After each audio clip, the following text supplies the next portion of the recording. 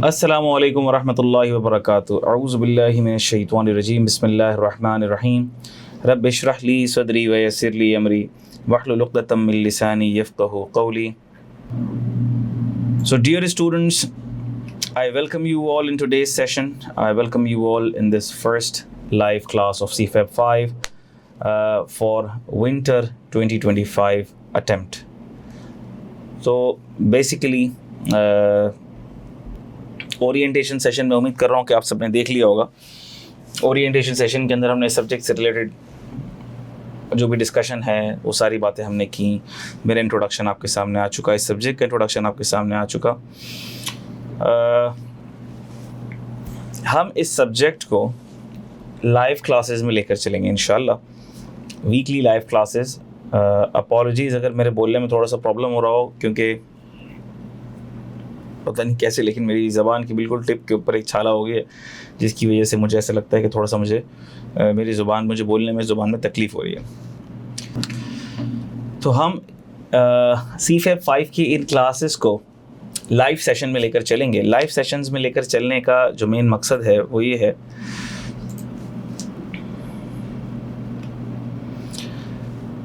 Live sessions में इसको लेकर चलने का मेन मकसद ये है क्योंकि आपको पता है कि फाइनेंस एक्ट 2025 अप्रूव हो चुका है, जो टैक्स ईयर 2026 के लिए एप्लीकेबल है। तो उसमें काफ़ी सारी चेंजेस आ जाती हैं, रेट्स की चेंजेस आ जाती हैं, कैलकुलेशन की चेंजेस आ जाती हैं। तो बहुत सी चीज़ें जो पुरानी होती हैं वो चेंज हो जाती हैं, बहुत सी कैलकुलेशंस चेंज हो जाती हैं। जहाँ हमें ज़रूरत पड़ी हम पुराने लेक्चर्स को रेफ़र कर लेंगे, कर सकते हैं, कोई ऐसे मसले की बात नहीं है। लेकिन हमारी कोशिश होगी कि हम लाइव क्लासेस के अंदर ही कंटेंट को कवर करने की कोशिश करें। तो अगर आपका भी इंटरेस्ट रहा लाइव क्लासेस में, आपने ज्वाइन की, तो इंशाल्लाह ताला हम इन्हीं लाइव क्लासेस को इसी तरह लेकर चलते रहेंगे और कोशिश करके हम सारे एरियाज़ को कवर करेंगे विद प्रैक्टिस इंशाल्लाह। ठीक है, तो आज की पहली लाइव क्लास से हम अल्लाह का नाम लेकर आगाज़ करते हैं अपने CFEP 5 के इस कोर्स का। ऑब्वियसली ये जो कोर्स की कवरेज है, ये जो फाइनेंस एक्ट है, ये 2 अटेम्प्ट तक एप्लीकेबल रहता है अनटिल एंड अनलेस बीच में कोई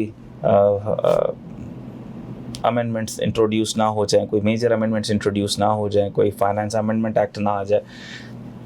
टिल दैट टाइम ये लेक्चर्स, ये सारी डिस्कशन 2 अटेम्प्ट तक वैलिड रहती हैं, यानी कि विंटर 2025 और जो आपकी जून 2026 2 अटेम्प्ट तक। ठीक है, तो हम सारी चीज़ों को लेकर चलेंगे अल्लाह के हुक्म से इंशाअल्लाह ताला।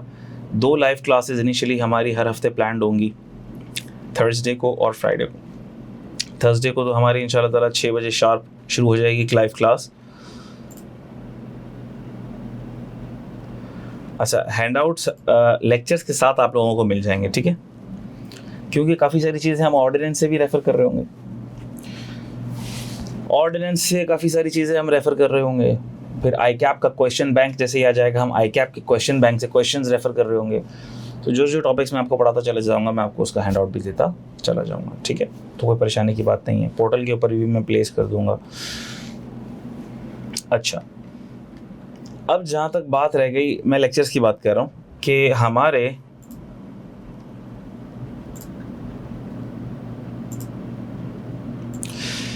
टू वीकली लाइव लेक्चर्स होंगे। एक हमारा होगा थर्सडे वाले दिन और दूसरा होगा हमारा फ्राइडे वाले दिन। अच्छा, तीसरा डे भी ऐड हो जाएगा, लेकिन वो सितंबर अक्टूबर में कहीं जाके ऐड हो जाएगा। ठीक है, सितंबर या अक्टूबर में। तो होगा ये कि by the end of the October हम अराउंड 90 to 100 आवर्स की लाइव क्लासेस कवर कर चुके होंगे इंशाल्लाह। ठीक है, तो टाइमिंग्स हमारी क्या होंगी सर? थर्सडे की तो टाइम होगी हमारे, थर्सडे की जो टाइमिंग होगी वो तो इंशाल्लाह फ़ौरन होगी असर के बाद 6 to 9 PM। एक ब्रेक आएगा मगरिब की नमाज़ का हमारा सिर्फ इस दौरान। अच्छा, फ्राइडे को जो सेशन स्टार्ट होगा वो अराउंड स्टार्ट होगा टेंटेटिवली 6:30 PM, 6:30 PM टू देख लेंगे 9 या 9:30 PM। इनिशियली हम शायद इशा की नमाज़ पर इसको ओवर कर दें, लेकिन उसके बाद हो सकता है कि हमें 6:30 से लेकर 9:30 या 10 तक हमें सेशन को लेके जाना पड़े। अगर हम इस टाइमलाइन के ऊपर स्टिक करते हैं आप लोगों की इंशाल्लाह लाइव क्लासेस में अवेलेबिलिटी रहती है। वरना होता ये है कि लाइव क्लासेस के अंदर स्टूडेंट्स नहीं आ पाते, तो फिर जाहिर सी बात है कि फिर टीचर के लिए भी उस टाइम को फॉलो करना थोड़ा डिफ़िकल्ट हो जाता है। फिर टीचर भी ये कहता है कि ठीक है, मैं अपनी कन्वीनियंस पर रिकॉर्डिंग करके दे दूँगा। सो अगर आप लोगों की लाइव क्लास में प्रेजेंस रहती है इसी तरह से, तो इंशाअल्लाह ताला हम लाइव क्लासेस हर वीक की 2 लाइव क्लासेस हम कंडक्ट करेंगे। With the passage of time ये 3 भी हो जाएंगी, ताकि हम अपना कोर्स कंटेंट कंप्लीट कर लें। अल्लाह के हुक्म से इंशाल्लाह अक्टूबर तक हम अपना कोर्स कंटेंट कंप्लीट करने की भरपूर कोशिश करेंगे, अक्टूबर या फर्स्ट वीक ऑफ नवंबर। और उसके बाद फिर हम इस पूरे कोर्स को रिकैप और रिवाइज़ भी करेंगे इंशाल्लाह। ठीक है, तो बेटा हम अपने डिस्कशन का आगाज़ करते हैं हैंड आउट नंबर 1 से। हैंड आउट नंबर 1 से हम आगाज़ करते हैं, जिसके अंदर हम बेसिक कॉन्सेप्ट को देख रहे होंगे। बेसिक कॉन्सेप्ट को देखेंगे, हम देखेंगे tax year and residential status, इन चीज़ों को हम लोग देखेंगे। अच्छा भाई,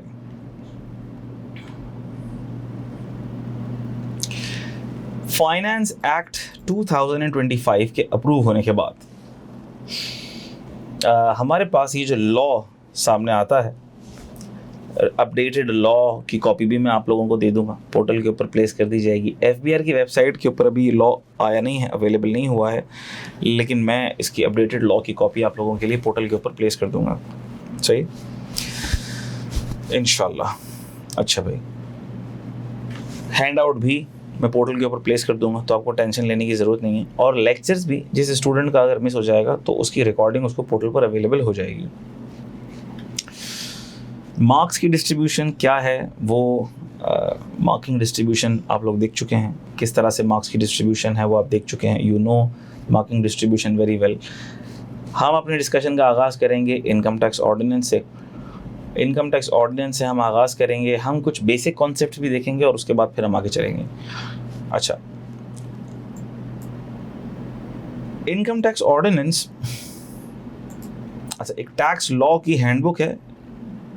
अच्छा, ये आप लोगों के पास इस तरह PDF में तो अवेलेबल नहीं होगी, या आप हार्ड कॉपी में भी परचेज़ करेंगे, हार्ड कॉपी में आप परचेज़ कर लेंगे। और उसके अलावा फिर ये ऐसे सलाम वाले आपको एक सॉफ्टवेयर भी देंगे जिसमें अपडेटेड कॉपी ऑनलाइन भी आपके पास अवेलेबल होगी। यही ऑनलाइन कॉपी आपके पास एग्ज़ाम हॉल के अंदर सिस्टम पर अवेलेबल होती है। ठीक है, अच्छा ये भी अभी अपडेटेड इन्होंने प्रोवाइड नहीं की है, तो जैसे ही मुझे प्रोवाइड कर देंगे तो मैं फिर अपडेटेड कॉपी को रेफ़र कर रहा हूँ। बहुत और मेरे पास अपडेटेड लॉ अवेलेबल है और मेरे पास अपडेटेड लॉज का पोर्टल भी अवेलेबल है। तो हम लोग जहाँ जहाँ सेक्शन में जो जो अमेंडमेंट्स आई हैं हम उसको रेफ़र कर रहे होंगे। ठीक है बेटा। अच्छा, एक और बात ये कि अच्छा क्या अब आपको मेरी पास मैंने एक स्लाइड खोली हुई है। अच्छा, मैंने एक स्लाइड खोली हुई है, तो मैं उम्मीद कर रहा हूँ कि आपको ये स्लाइड भी विजिबल हो रही होगी, ऐसा ही है। अच्छा, ये हम अभी नहीं पढ़ेंगे, आज तो नहीं पढ़ेंगे ये जी। मुनीर शफी की आईडी से मीटिंग में लीव कर चुका हूँ।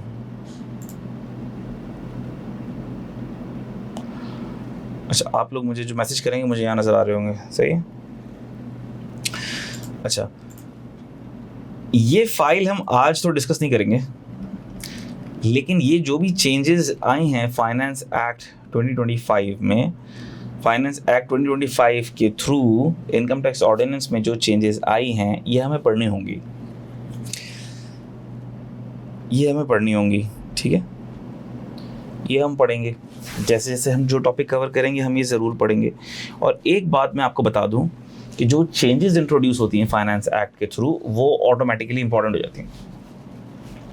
तो आपके अटेम्प्ट के लिए जो चेंजेस होंगी ना वो इम्पॉर्टेंट ऑटोमेटिकली हो गई, ठीक है। तो ये सारी चेंजेस हमें देखनी है, हम पढ़ेंगे और इसको फोकस करके पढ़ेंगे, because these changes are very very important from examination perspective, ठीक है,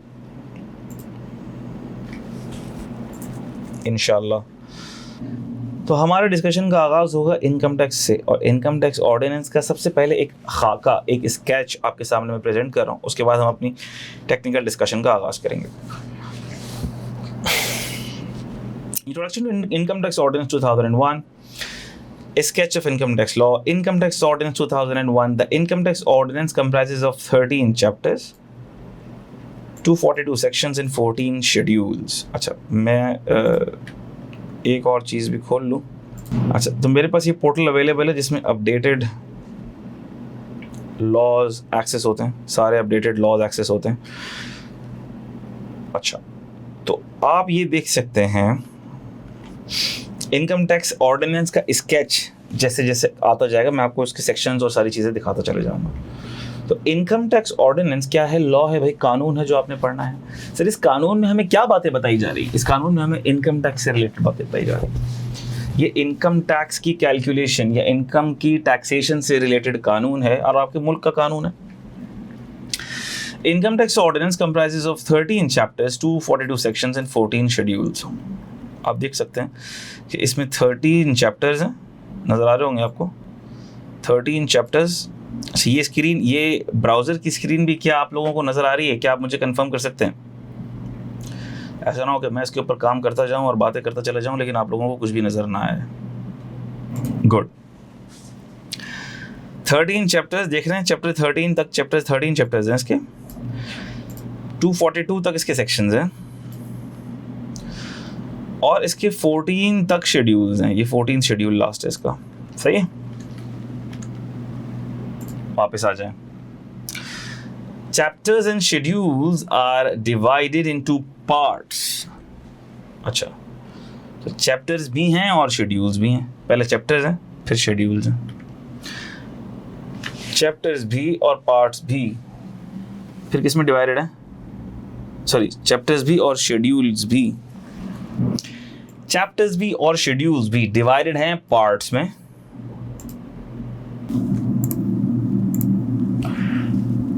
And then parts are further divided into divisions.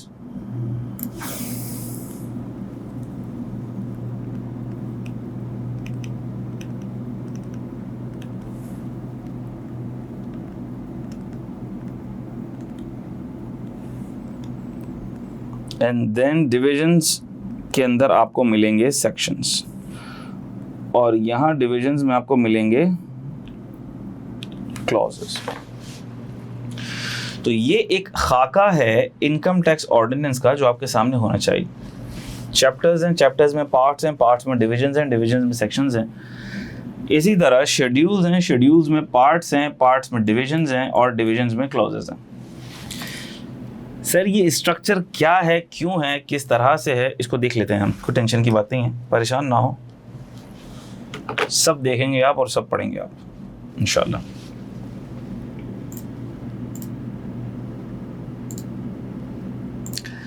अच्छा, understanding of the sketch of the ordinance will help in usage of Bare Act during open book examination. It's very important. The list of schedules in under income tax ordinance is as under. अच्छा, जो chapters, आओ मैं chapters का एक overview करा दूं आपको। अब देखो चैप्टर्स की हेडिंग्स हैं, जैसे कि preliminary, charge of tax, tax on taxable income. अभी टैक्स ऑन टैक्सेबल इनकम में बहुत सारी चीज़ें हैं। देखो इसका पार्ट 1 आ रहा है, पार्ट 1, पार्ट 2, पार्ट 3, ठीक है। डिवीजन, तो मैंने आपको क्या बताया, चैप्टर्स डिवाइडेड हैं पार्ट्स में और पार्ट्स में भी अगर ज़रूरत पड़ती है तो पार्ट्स को फर्दर डिविजन्स में डिवाइड किया जाता है। अब आप ज़रा गौर से देखिएगा, चैप्टर 1 है, चैप्टर 1 में तो कोई पार्ट भी नहीं है, कोई डिवीजन भी नहीं है। चैप्टर 2 में देखो पार्ट भी नहीं है, डिवीजन भी नहीं है। लेकिन चैप्टर 3 में देखो पार्ट 1 नज़र आ रहा है आपको। चैप्टर 3 का पार्ट 1 क्या है? Computation of taxable income. Are you getting this? अच्छा, पार्ट 2 क्या है? चैप्टर 3 का पार्ट 2 क्या है? Head of income salary.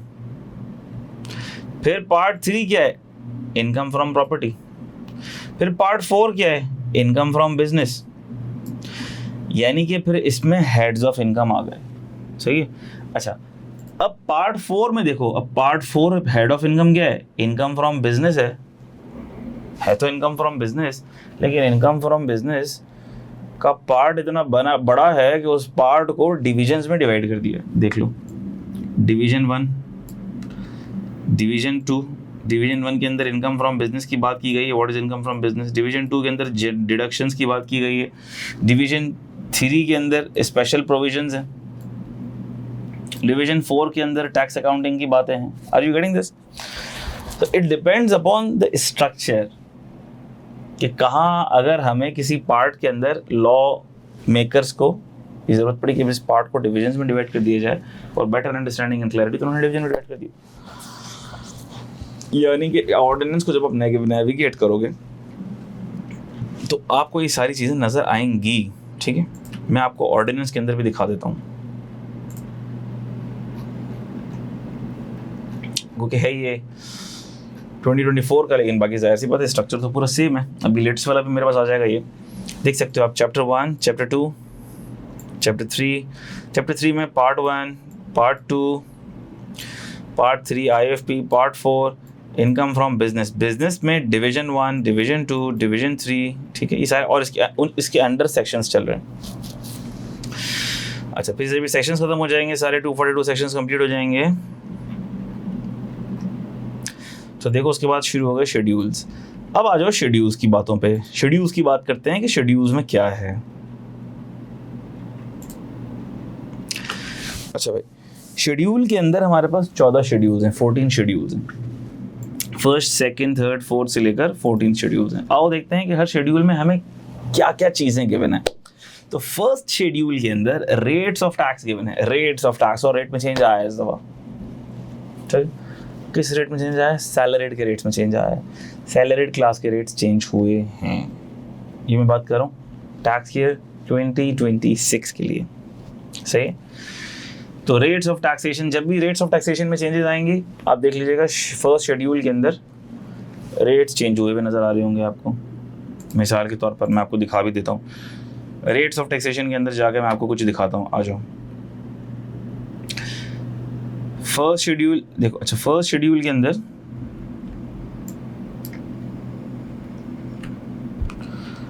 First schedule के अंदर देख सकते हो, फर्स्ट शेड्यूल का भी पार्ट है। फर्स्ट शेड्यूल के पार्ट 1 में रेट्स ऑफ टैक्सेस हैं। Rates of tax for individual and AOP नजर आ रहा होगा आपको, आई होप के नजर आ रहा हो, लग रहे। मैंने क्लिक कर दिया, जैसे ही मैंने क्लिक कर दिया देखो ये रेट्स आ गए मेरे पास, ये रेट्स आ गए मेरे पास। ठीक है, इंडिविजुअल और AOP के जो रेट्स हैं उसमें कोई चेंज नहीं है, वो एज इट इज हैं। अच्छा, लेकिन जो टेबल, अच्छा डिवीजन 1 सही है। अच्छा, लेकिन अब आप ये देख सकते हैं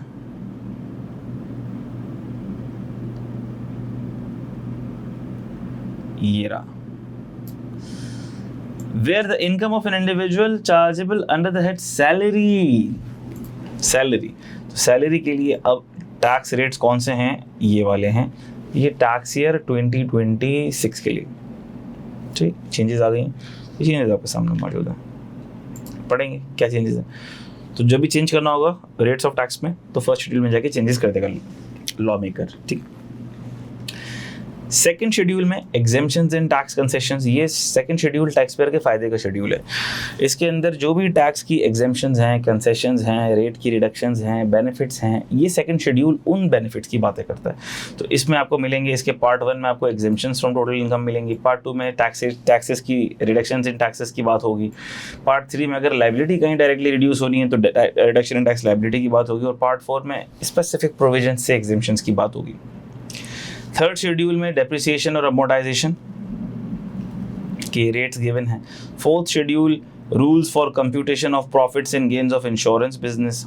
बहुत ज़्यादा इंपॉर्टेंट नहीं हमारे एग्जाम के लिए, CFA 5 के लेवल के ऊपर इंश्योरेंस बिजनेस टेस्ट नहीं होता, बहुत इंडस्ट्री स्पेसिफिक है बहुत ज़्यादा ये। ठीक है, इसी तरह से फोर्थ शेड्यूल, फिफ्थ शेड्यूल ये एक्सप्लोरेशन इंडस्ट्रीज़ के लिए है। ये बहुत ज़्यादा स्पेसिफिक टैक्सेशंस हैं, स्पेसिफिक इंडस्ट्री स्पेसिफिक टैक्सेशंस हैं, इसलिए ये इतना ज़्यादा आता नहीं है। ये ऑयल एंड गैस से रिलेटेड बहुत सालों पहले कोई एक सवाल आया था माजी कदीम के अंदर, उसके बाद ये ऑयल एंड गैस से रिलेटेड सवालात नहीं आते।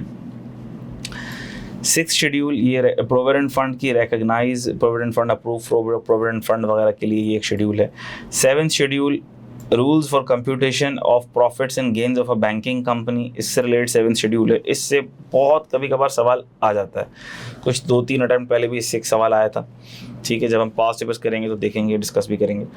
8th शेड्यूल, अच्छा इसके अलावा बस सब शेड्यूल्स इंपॉर्टेंट हैं, ठीक है। 8th schedule very important. 9th schedule very industry specific.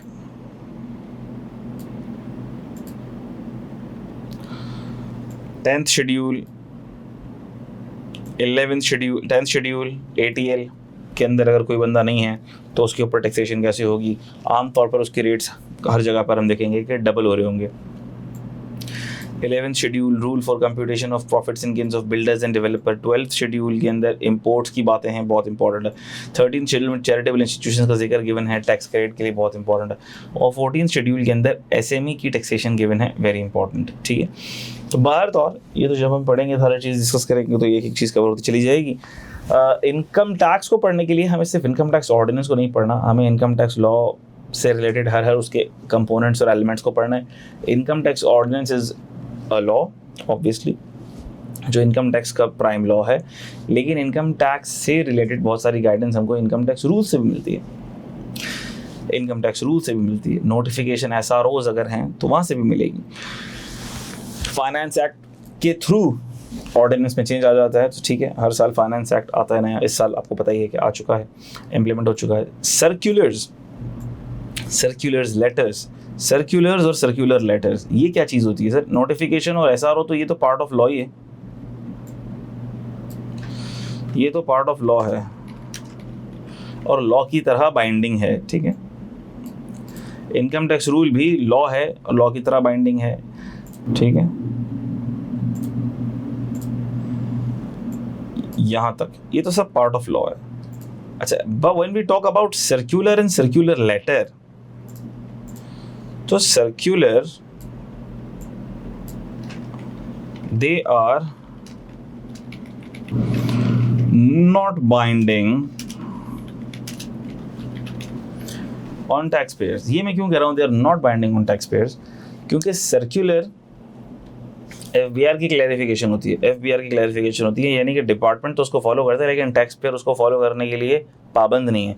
यानी अगर टैक्स पेयर लॉ के इंटरप्रिटेशन अपने फेवर में निकाल रहा है, सर्कुलर में उसके खिलाफ कुछ बात लिखी हुई है, उसके अगेंस्ट कुछ बात लिखी हुई है, उससे अलग कुछ बात लिखी हुई है, टैक्स पेयर कैन टेक इस पोजीशन कि मेरी इंटरप्रिटेशन ऑफ लॉ ये है और ये मैं इसका ये ट्रीटमेंट करूँगा और मुझे इसका बेनिफिट मिल रहा है, चाहिए।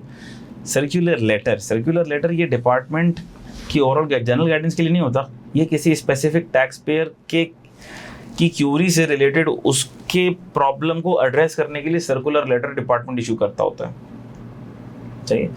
तो बेसिकली तो क्लैरिफिकेशन इसके थ्रू भी मिल रही है, लेकिन वो वर्जन भी बाइंडिंग नहीं है टैक्स पेयर के ऊपर, ठीक है। बाहर तो और हमें जहाँ अगर गाइडेंस मिलती है, किसी चीज़ की इंटरप्रिटेशन मिलती है, एक्सप्लेनेशन मिलती है, तो हम उसको देखेंगे, रेफर करेंगे। टैक्स पेयर बाइंडिंग है नहीं है वो एक अलग बात है, लेकिन डिपार्टमेंट का क्या व्यू है हमें कम से कम ये पता चलता है उससे, सही। Legal decision of courts, case laws, obviously case laws बड़ा इंपॉर्टेंट रोल प्ले करते हैं कि अगर आपका या किसी टैक्स पेयर का कोई केस उसी प्रॉब्लम ऑफ लॉ या उसी प्रॉब्लम स्टेटमेंट के तहत चल रहा है, चाहे किसी के भी चल रहा है, तो फिर वो जो प्रेसिडेंट्स हैं, लीगल डिसीजंस हैं, वो एक इम्पॉर्टेंट रोल प्ले करते हैं उस डिसीजन में, ठीक है। बाइंडिंग तो ये भी नहीं होते, लेकिन डिसीजन मेकिंग प्रोसेस के अंदर ये बहुत हेल्प करते हैं। अगर टैक्स कंसल्टेंट है, वो अपने क्लाइंट के बिहाफ पे केस को कंटेस्ट कर रहा है, तो ये केस लॉज उसको बहुत हेल्प करेंगे केस कंटेस्ट करने में। और अगर डिपार्टमेंट है, तो डिपार्टमेंट अगर केस डिसाइड कर रहा है, चाहे वो ट्रिब्यूनल है, चाहे वो कमिश्नर अपील है, अगर वो केस डिसाइड कर रहे हैं, तो उन्हें पास्ट केस लॉज से काफ़ी हेल्प मिलेगी कि ये केस, ये इस तरह का केस पास्ट में कोर्ट ऑफ लॉ ने किस तरह से एड्रेस किया था और क्या डिसीजन दिया था। आई होप मैं आपको समझा पा रहा हूँ। यहाँ तक की बातें क्लियर हैं, बिल्कुल इजी बातें चल रही हैं, मुझे आप लोग बताते भी जाएं। Is everything crystal clear so that I can get to know कि आप लोग एक्टिव भी हैं, जाग भी रहे हैं, साथ हैं मेरे। अच्छा भाई, तो ये बात तो हो गई। अब हम इनकम टैक्स ऑर्डिनेंस की कुछ बेसिक बातों पर आ जाते हैं, लॉ की तरफ हम मूव करते हैं।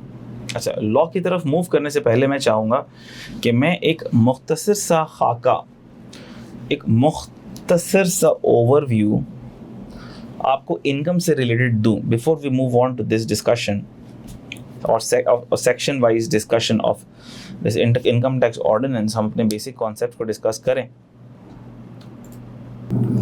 पहले जो मेरे दिल के जज्बात हैं वो मैं एक्सप्रेस कर दूं और उसके बाद फिर हम हैंड आउट पर आते हैं। इनकम टैक्स, हम इनकम टैक्स की डिस्कशन का आगाज़ कर रहे हैं और हम बिल्कुल बेसिक से स्टार्ट करेंगे। हो सकता है कि कुछ चीज़ें थोड़ी जल्दी डिस्कशन करें, हम जल्दी डिस्कस करें। हाँ, सीए इंटर के लेवल पर जब इनकम टैक्स की डिस्कशन होती है तो जाहिर सी बात है बहुत आहिस्ता आहिस्ता लेकर चलते हैं। क्यों? क्योंकि स्टूडेंट का दिमाग भी बड़ा प्री मेच्योर सा होता है, नया नया सीए के अंदर आया हुआ होता है, पीआरसी से कैफ के अंदर आया हुआ होता है, तो उसका दिमाग जो है ना वो इतना तेज़ी के साथ नहीं सोच रहा होता। ठीक है वकार, बेफिक्र हो जाएं आप, ये नोट्स भी आपको मिल जाएंगे इंशाल्लाह। ठीक है, मैं इसको सेव अभी से कर देता हूँ और मैं इसको कर देता हूँ अपने फोल्डर में ही। ठीक है,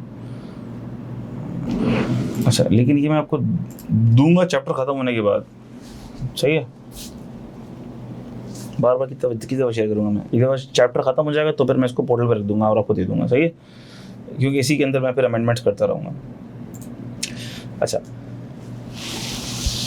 इनकम टैक्स, अच्छा, तो मैं फिर से वो बात अपनी कंप्लीट कर लूँ। तो जब सी इंटर के स्टूडेंट को मैं पढ़ाता हूँ तो बहुत स्लो पढ़ाता हूँ, सही है? स्लो पढ़ा रहे होते हैं हम, आहिस्ता आहिस्ता, थोड़ा सा ज़रा तफरी भी, हंसी मजाक भी। लेकिन आपको पता है कि सीए फाइनल के अंदर एक पहली बात तो ये कि we are running against time कम होता है, आपके पास भी काफ़ी कम टाइम होता है, फिर कोर्स की कंटेंट ज़्यादा है, कोर्स की लेंथ ज़्यादा है, और आपको पता है कि सीए फाइनल के अंदर इजी चीज़ें नहीं इतनी एग्जामिन होती हैं, डिफ़िकल्ट चीज़ें एग्जामिन होती हैं। लेकिन उन डिफ़िकल्ट चीज़ों पर पहुंचने से पहले रास्ता जो सीढ़ियाँ चढ़नी पड़ेंगी वो इजी चीज़ें आपको रिकैप होंगी, रिवाइज होंगी, हम कवर करेंगे, तो आप एडवांस चीज़ें समझ पाएंगे, उससे पहले तो नहीं समझ पाएंगे। तो अब जाहिर सी बात है कि उतना टाइम हम नहीं ले सकते, सी इंटर में टाइम लेते हैं भाई। सी इंटर का कोर्स सी इंटर के लेवल के ऊपर ही हम 125-150 घंटे में पढ़ा रहे होते हैं, तो वो अगर हम यहाँ पढ़ाएंगे तो आपको सी फाइनल का कोर्स ख़त्म होगा, तो थोड़ी सी हमारी स्पीड तो तेज़ होगी और वो होनी भी चाहिए। और आपको और स्टूडेंट्स को कभी प्रॉब्लम भी नहीं होता। क्यों? क्योंकि स्टूडेंट्स काफ़ी मैच्योर हैं, सीए फाइनल के स्टूडेंट्स हैं, और बेसिक बातें, बेसिक कैलकुलेशंस उनके लिए पिक करना matter of minutes, not difficult, सही। फिर आपके पास लेक्चर्स अवेलेबल होंगे, दोबारा देख लें, कुछ पूछना है आप पूछ लें, लेकिन बहरतौर स्पीड थोड़ी सी होगी। जहाँ आपको लगे कि कोई चीज़ समझ नहीं आ रही है, you can let me know, you can text me, you can call मी, किसी भी तरह से आप पूछ सकते हैं, आप टेंशन नहीं लें। इंशाल्लाह अल्लाह के हुक्म से, अल्लाह की ज़ात से मुझे पूरी उम्मीद है, हमारी कोई औकात नहीं है, कि आपको हर चीज़ समझ आ जाएगी और आप हर चीज़ अच्छे से कर लोगे इंशाल्लाह। ठीक है, अच्छा, तो ये सारी चीज़ें हमने बेसिक वाली भी कवर करनी और एडवांस लेवल कॉन्सेप्ट पे भी आना है, तो थोड़ा समय ज़रा। अच्छा, इनकम टैक्स है क्या? Income tax is a direct tax. Direct tax और इनडायरेक्ट टैक्स के अंदर फर्क होता है। डायरेक्ट टैक्स क्या होता है? डायरेक्ट टैक्स में payment of tax and burden of tax both are on the same person.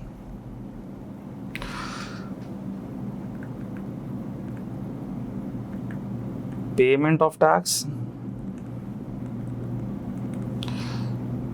and burden of tax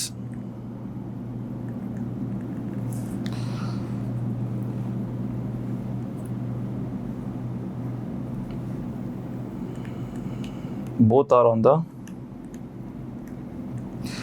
same person, that is tax payer. इसकी बहुत सिंपल एग्जांपल ये है कि अगर मिसाल के तौर पर मेरी इनकम के ऊपर टैक्स लग रहा है, मैं सैलरी अर्न कर रहा हूँ, मैं रेंटल इनकम अर्न कर रहा हूँ और मेरी इनकम के ऊपर टैक्स लग रहा है, तो बर्डन ऑफ टैक्स भी मैंने ही देना है। क्या मतलब? टैक्स का एक्सपेंस मेरी जेब से होगा, सैलरी के ऊपर टैक्स मैंने ही देना है, उसका एक्सपेंस का बर्डन मुझ पर ही होगा, मेरी ही जेब से वो टैक्स निकलेगा। And payment of tax, burden of tax मुझ पर ही होगा, पेमेंट ऑफ टैक्स की जिम्मेदारी मेरी है, यानी मैंने ही एफबीआर तक पहुंचाना है, मैं ही एफबीआर तक पहुंचाने का जिम्मेदार हूँ। हाँ, आप कह सकते हैं कि सर सैलरी के अंदर तो एम्प्लॉयर विदहोल्ड कर लेता है। हाँ, एम्प्लॉयर विदहोल्ड कर लेता है, लेकिन अगर एम्प्लॉयर विदहोल्ड नहीं करेगा तो अल्टीमेट रिस्पॉन्सिबिलिटी मेरी होगी, क्योंकि इनकम मैं ड्राइव करूँ। इनकम फ्रॉम प्रॉपर्टी के अंदर मिसाल के तौर पर मेरी रेंटल इनकम आ रही है, अब सामने वाला मेरा रेंट विदहोल्ड नहीं कर रहा, लेकिन मुझे अपनी इनकम साल के आखिर में कैलकुलेट करके उसके ऊपर टैक्स देना है। अगर विदहोल्ड कर लेगा तो एक पोर्शन पे हो सकता है हो जाए,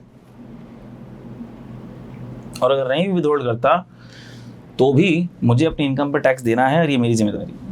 तो डायरेक्ट टैक्स डायरेक्टली मेरी इनकम पर अप्लाई होगा, तो बर्डन भी मेरी जेब से जाएगा, यानी कि टैक्स एक्सपेंस मेरी जेब से निकलेगा, और एफबीआर तक पैसे पहुंचाना भी मेरी जिम्मेदारी है।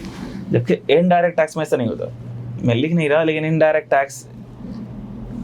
टैक्स में टैक्स का बर्डन तो एंड कंज्यूमर पर होता है, लेकिन एंड कंज्यूमर एफबीआर को जाके पेमेंट नहीं कर रहा होगा। मिसाल के तौर पर मैंने अगर जूस लिया है तो मैं जूस लूँगा, मैं बिस्किट लूँगा, मैं शैम्पू लूँगा, लेकिन उसका जो अब सेल्स टैक्स है मेरी जिम्मेदारी नहीं है कि मैं एफबीआर को पहुँचाऊँ, मैं वो सेल्स टैक्स की अमाउंट दुकानदार को दे दूँगा। ये उसका आउटपुट टैक्स होगा, वो अपने इनपुट से एडजस्ट करेगा और सेल टैक्स जमा करा देगा।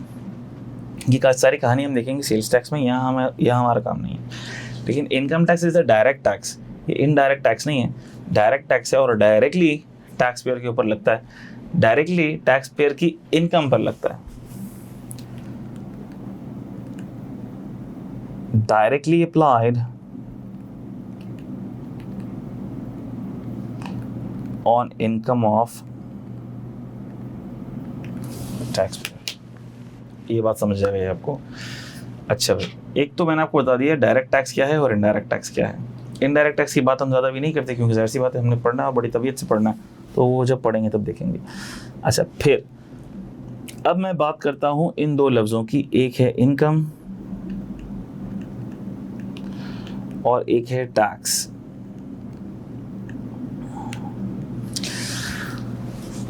इनकम का वर्ड ऑर्डिनेंस में भी डिफाइंड है, ज़रूर डिफाइंड है, और हम इसकी डेफिनेशन देखेंगे भी।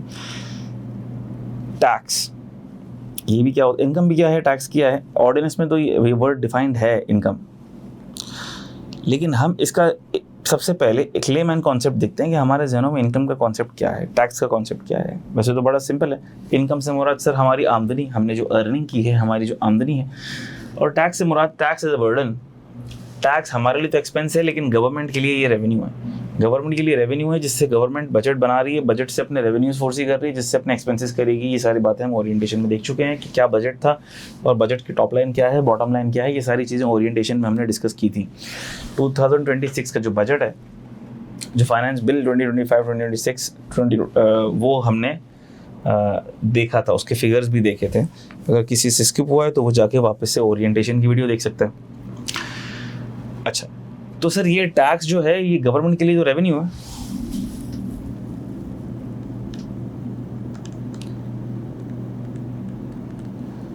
लेकिन टैक्स पेयर के लिए ये एक्सपेंस है।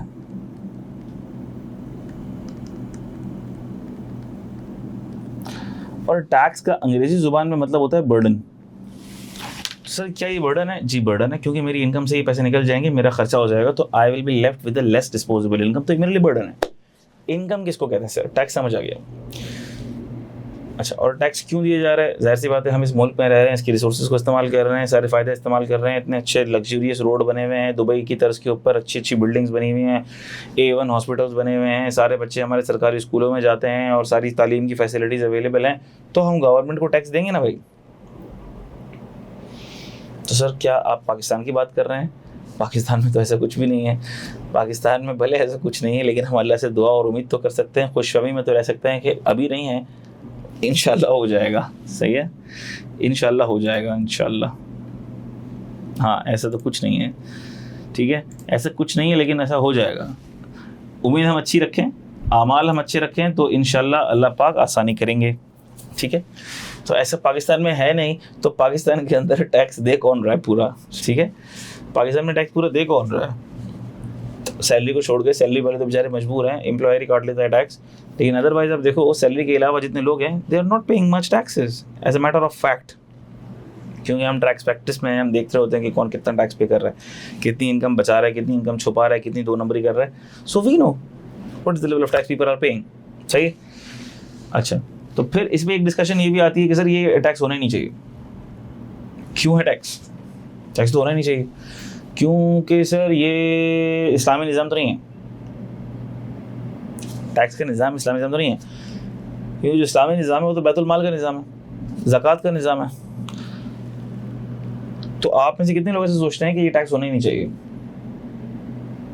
आप में से कितने लोग ऐसे सोचते हैं कि ये टैक्स होना ही नहीं चाहिए है?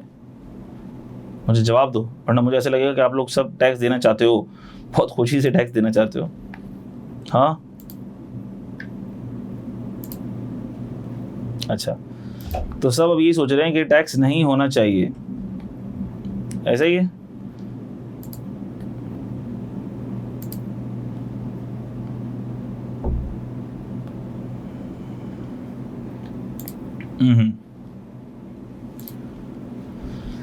तो अच्छा, अब इसके ऊपर मैं 1 मिनट की बात करूंगा.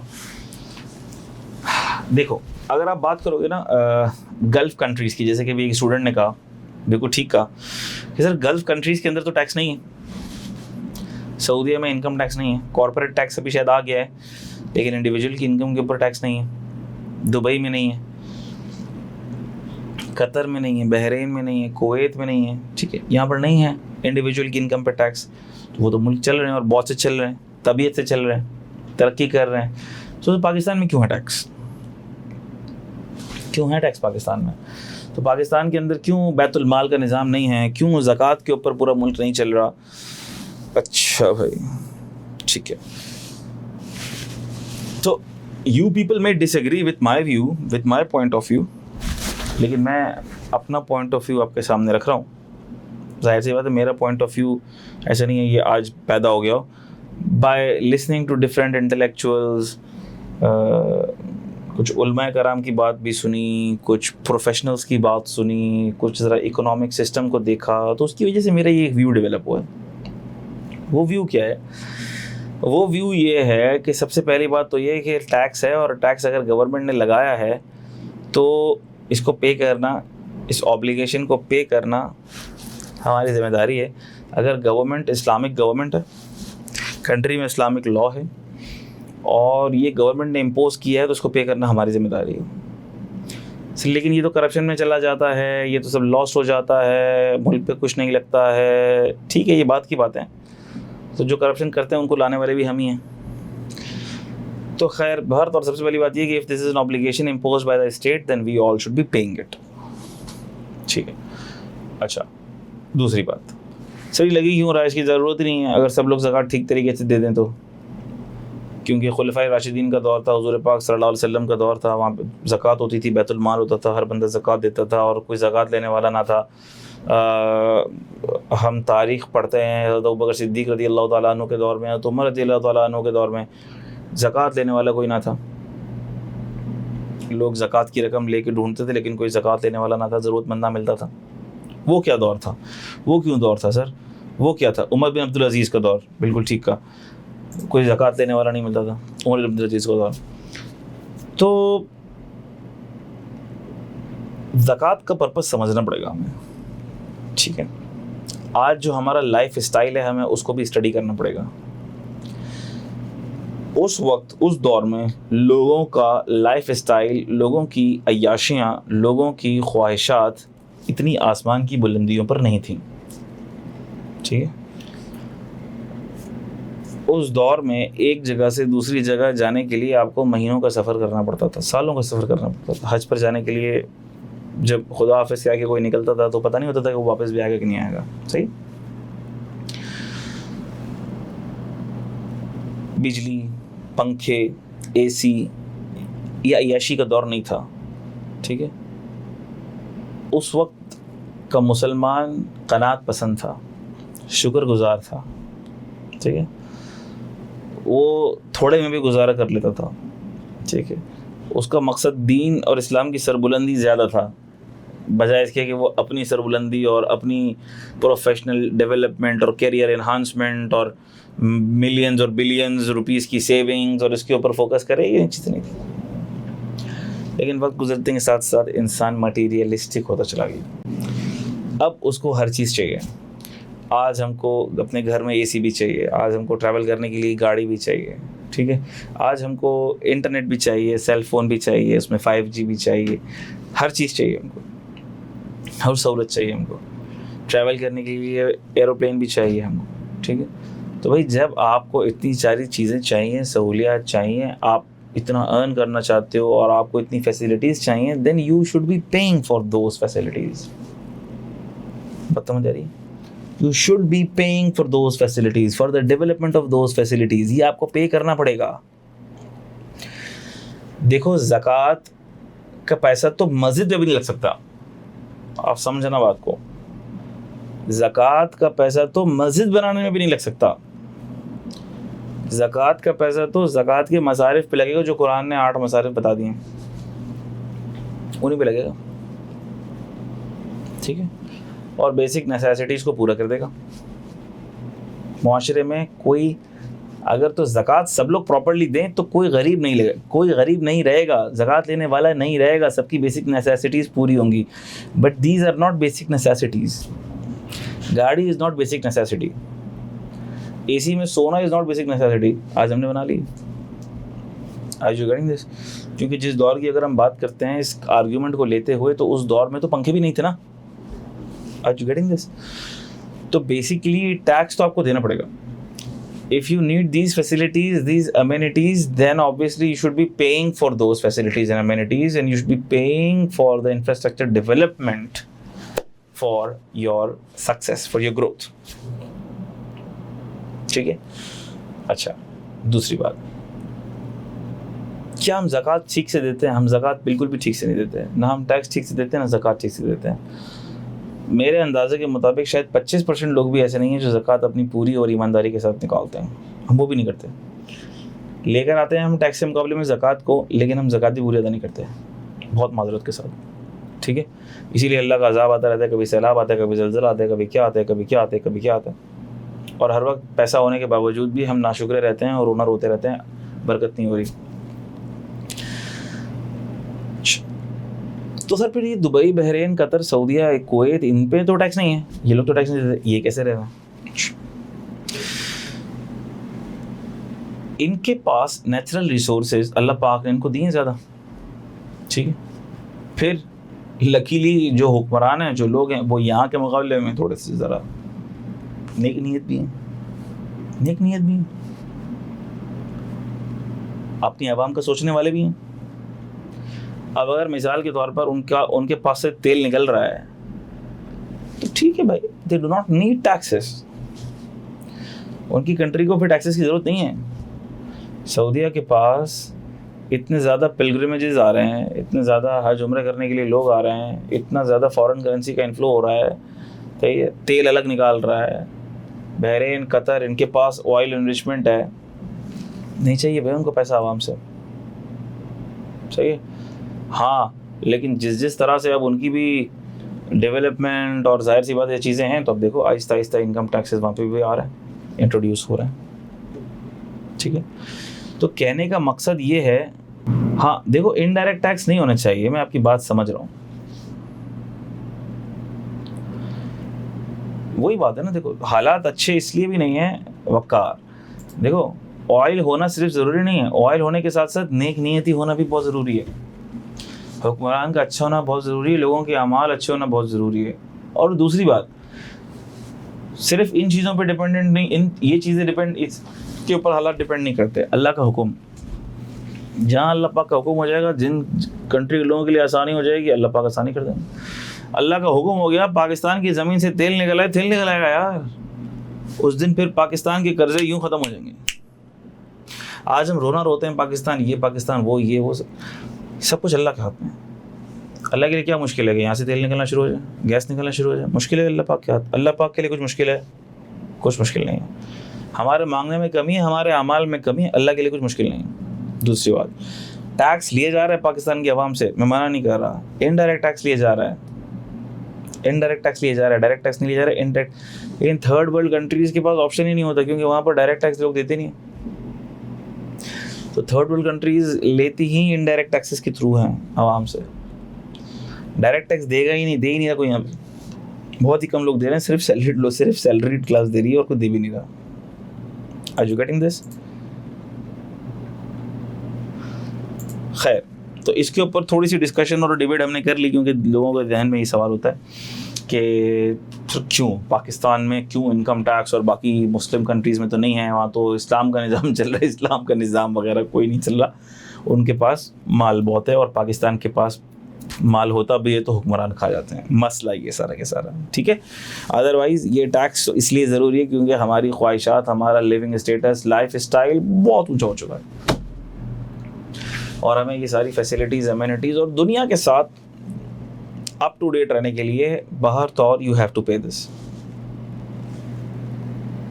ठीक है। खैर, ये डिबेट लंबी है और ये डिबेट होती रहेगी, सालों से हो रही है और सालों तक होती रहेगी। Let's get back to the topic. अच्छा भाई, इनकम टैक्स, तो सर ये टैक्स तो रेवेन्यू है फॉर गवर्नमेंट और एक्सपेंस है किसके लिए? टैक्स पेयर के लिए, और बर्डन है। बर्डन है, खुशी से कोई नहीं देता, मजबूरी में दे रहा था। सैलरी वाले का बेचारे का एम्प्लॉयर टैक्स काट लेता है, इसीलिए उसको देना ही पड़ता है। अगर उसके ऊपर भी छोड़ दिया जाए तो वो भी कभी भी ना दे। अच्छा, अब आ जाओ इनकम के ऊपर। इनकम क्या है? इनकम हमें पता है कि इनकम किसको कहते हैं। इनकम कहते हैं आमदनी को, ऐसा है कि नहीं है? आमदनी को कहते हैं, और आमदनी का वर्ड अब पता नहीं मेरी उर्दू की राइटिंग कैसी आपको समझ आ भी रही है कि नहीं आ रही है।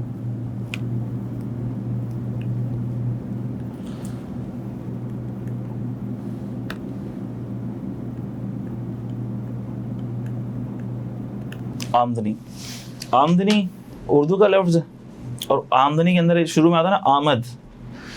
तो अगर मैं इसको इंग्लिश में ट्रांसलेट करूं तो सर क्या ये इनफ्लो बनता है? But every inflow is not your income, ठीक है।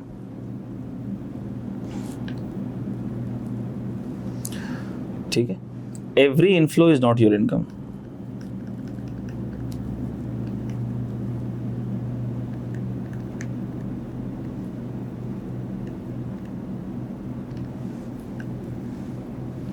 तो जब हम इनकम की बात करते हैं तो वो होती है अर्निंग्स। हर इनफ्लो इनकम नहीं है। Are you getting this? मिसाल के इसमें दो तीन बातें। मिसाल के तौर पर कोई बिजनेस है, वो रेवेन्यू अर्न कर रहा है, क्या रेवेन्यू उसकी इनकम है? हमने कहा नहीं सर, रेवेन्यू तो टॉप लाइन है, एक्सपेंसेस लेस करेंगे तो इनकम आएगी। Inflow is not your income, पहली बात। दूसरी एग्जांपल, सर अगर किसी ने किसी से लोन लिया है, मैंने अपने दोस्त से लोन लिया है पैसे, तो क्या ये इनफ्लो हो गया, मेरी जेब में पैसा आ गया? जी आ गया, लेकिन is it my income? It's not my income. तो अब एक कॉन्सेप्ट है, वो कॉन्सेप्ट लॉ में नहीं लिखा हुआ, लेकिन वो कॉन्सेप्ट डिराइव होता है केस लॉ से, प्रेसिडेंट से, पास्ट प्रेसिडेंट से, केस लॉ से, लीगल हिस्ट्री से, लीगल हिस्ट्री से। ये एक कॉन्सेप्ट डिराइव होता है। सर वो क्या कॉन्सेप्ट है? वो जो कॉन्सेप्ट डिराइव होता है वो होता है रेवेन्यू रिसीट का कॉन्सेप्ट।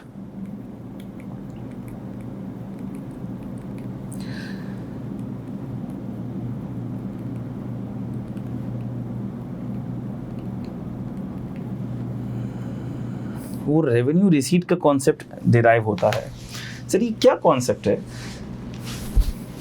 ये लॉ में तो टर्मिनोलॉजी आपको नहीं मिलेगी, लेकिन ये एग्जिस्ट करती है। मैंने आपको बताया कि ये लीगल हिस्ट्री से ये कॉन्सेप्ट ड्राइव होता है, पास्ट प्रेसिडेंट्स से, क्योंकि ज़ाहिर सी बात है लीगल हिस्ट्री है ना। इनकम टैक्स की भी एक बड़ी लीगल हिस्ट्री पाकिस्तान की। तो कई दफ़ा ऐसा हुआ होगा कि मिसाल ले रहा हूँ मैं, टैक्स पेयर ने बोला होगा भाई ये पैसे तो मेरे पास आ गए हैं, लेकिन ये मेरी इनकम नहीं है, आप क्यों टैक्स कर रहे हो? ए टैक्स वाले भैया आप क्यों टैक्स कर रहे हो? तो टैक्स वाले ने कहा होगा भाई हाँ ये आपकी इनकम है। टैक्स वाले ने बोला नहीं भाई ये मेरी इनकम नहीं है। दोनों गए कोर्ट ऑफ लॉ के पास, कोर्ट ऑफ लॉ ने डिसाइड किया ये इनकम है या इनकम नहीं है। अच्छा, तो हमने कहा सर हर वो इनफ्लो जो इनकम है, हमने उसको रेवेन्यू रिसीट का नाम दे दिया, इनकम।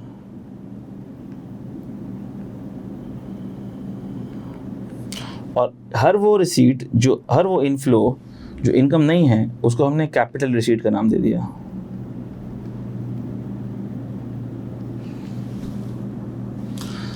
तो कॉन्सेप्ट क्या आया निकल कर,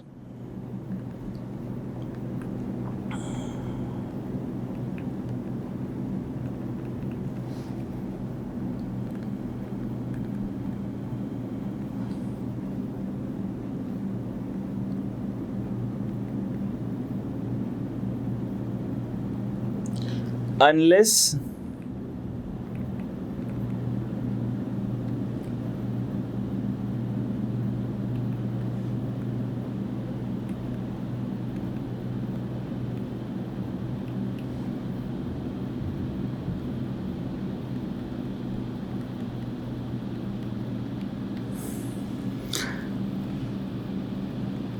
और कैपिटल रिसीट का कॉन्सेप्ट क्या आया,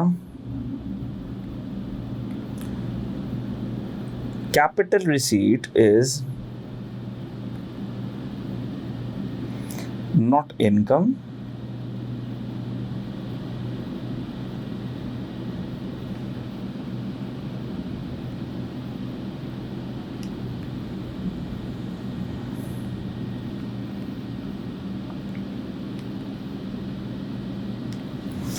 unless specifically taxed as deemed income.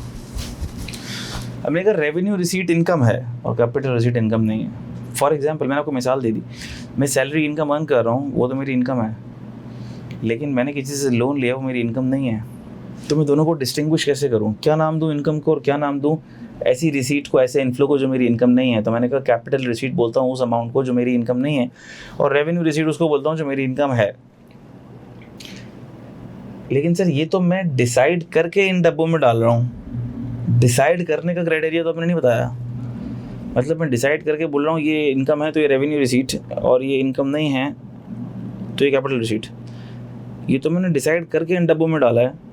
तो डिसाइड करने का क्राइटेरिया क्या है? तो हमने कहा डिसाइड करने का क्राइटेरिया ये है, यही वो सब लीगल हिस्ट्री से ही ड्राइव हो रही हैं ये सारी बातें। डिसाइड करने का क्राइटेरिया ये है। अच्छा, जैसे ही नमाज का टाइम आएगा मैं नमाज का ब्रेक ले लूँगा। अच्छा बेटा, resuming my discussion where I left, हमारी डिस्कशन ये चल रही थी कि हर इनफ्लो इनकम नहीं होता। ये बहुत इंपॉर्टेंट कॉन्सेप्ट है, आगे कई जगह इसकी इम्प्लीकेशन आएगी। है बच्चों वाला कॉन्सेप्ट, लेकिन आपको पता है कि every basic concept is important. Her inflow income नहीं होता। अच्छा, जो इनफ्लो इनकम होता है हमने उसको रेवेन्यू रिसीट का नाम दिया, और जो इनफ्लो इनकम नहीं होता हमने उसको कैपिटल रिसीट का नाम दिया। और हमने एक उसूल लिख लिया जो कि मैंने आपको बताया कि लीगल हिस्ट्री से, पास्ट प्रेसिडेंट से, केस लॉ से डिराइव होता है कि रेवेन्यू रिसीट इनकम है और टैक्सेबल होगी unless it is specifically exempt under this ordinance, जब तक कि ऑर्डिनेंस में वो स्पेसिफिकली एग्जेम्प्ट ना कर दी जाए। और कैपिटल रिसीट इनकम नहीं है unless it is specifically taxed as deemed income। सही। अभी मैं इसकी कुछ एग्जांपल्स देता हूँ आपको। अच्छा, ये तो मैंने आपको क्राइटेरिया बता दिया ना, लेकिन क्या मैंने आपको अभी ये बताया कि रेवेन्यू रिसीट क्या है? नहीं। कैपिटल रिसीट क्या है? नहीं। रेवेन्यू रिसीट में कौन सी रिसीट जाएगी, कैपिटल रिसीट में कौन सी रिसीट जाएगी? नहीं, अभी हमने नहीं पढ़ा। अच्छा, एग्जाम्पल, अभी हम कुछ एग्जाम्पल सोचते हैं which are very commonly use and which we use on daily basis, कि हमें पता है कि ये इनकम है और हमें पता है कि ये इनकम नहीं है। अभी हम उन कॉमन पैरामीटर्स पे बात करते हैं। अभी हम टेक्निकल पैरामीटर्स पे बात नहीं करते। Technical parameters will evolve with the passage of time इंशाल्लाह। अभी हम बात करते हैं रेवेन्यू रिसीट की। इनकम है, अब बहुत सारी इनकम हमारे जहन में आती हैं, ठीक है। अच्छा, और वो इनकम वही जहन में आती है क्योंकि हमने कैफ भी पढ़ा हुआ है, टैक्स प्रैक्टिसेस पढ़ा हुआ है हमने, तो हमें पता है कि सर बहुत सारी इनकम, जिस कम से कम जो 5 हेड्स ऑफ इनकम है वो तो हमारे जहन में आ ही जाते हैं, जैसे कि सैलरी इनकम, जैसे कि इनकम फ्रॉम प्रॉपर्टी, जैसे कि कैपिटल गेन, जैसे कि बिजनेस इनकम, जैसे कि इनकम फ्रॉम अदर सोर्सेज। ठीक है, सैलरी इनकम में जो एम्प्लॉयर से अमाउंट मिलती है, सैलरी मिलती है, वो सैलरी में जाती है। इनकम फ्रॉम प्रॉपर्टी में रेंटल इनकम जाती है।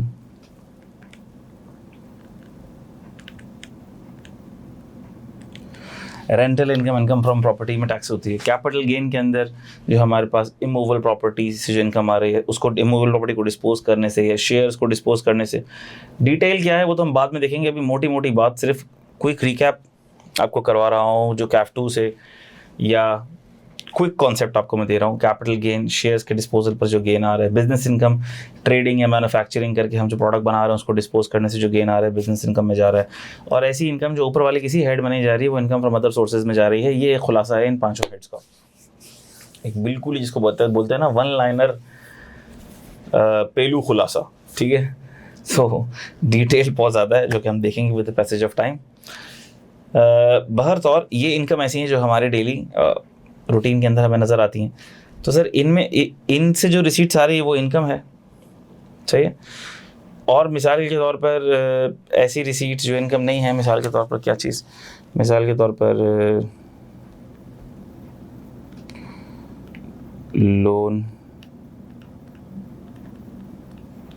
रिसीव्ड, ठीक है, लोन हमने रिसीव कर ली, या मिसाल के तौर पर हमने अल्लाह भला करे कोई ऐसा इनफ्लो जो हमारा जहन कहता हो कि इनकम नहीं है, मिसाल के तौर पर हमने कोई पॉकेट मनी रिसीव कर ली, जो इनकम, जो हमारा दिमाग कह रहा है कि इनकम नहीं है। हमारा दिमाग अभी क्या कह रहा है, इनकम नहीं है। अभी हमने कोई क्राइटेरिया नहीं पढ़ा, हमारा दिमाग कह रहा है कि सर अगर हमने कोई गिफ्ट रिसीव किया तो वो इनकम नहीं है। कोई गिफ्ट देता है तो हम ये नहीं बोलते कि तुमने इतनी कमाई कर ली। सर बर्थडे के ऊपर अगर मुझे किसी ने 10,000 रुपये की घड़ी दे दी तो हम ये नहीं कहते कि यार तुमने तो बर्थडे के ऊपर इतनी कमाई कर ली माशाल्लाह से, हाँ, ये कोई नहीं कहता, ठीक है। दूसरा, इनफ्लोज़ की अगर मैं बात करूं, अगर मैं इनफ्लोज़ की बात करूं तो मिसाल के तौर पर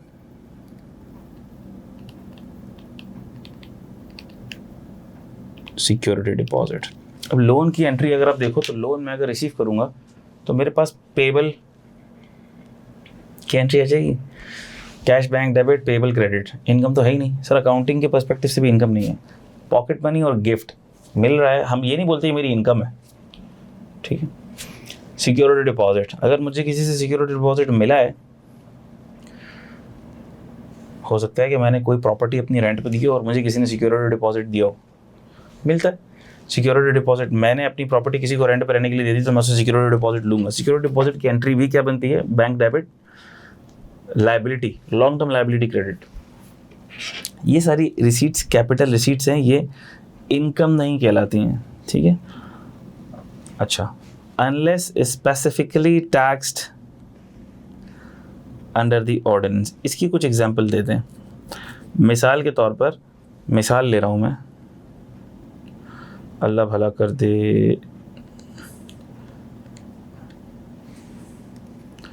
एग्रीकल्चरल इनकम, ठीक है। मिसाल के तौर पर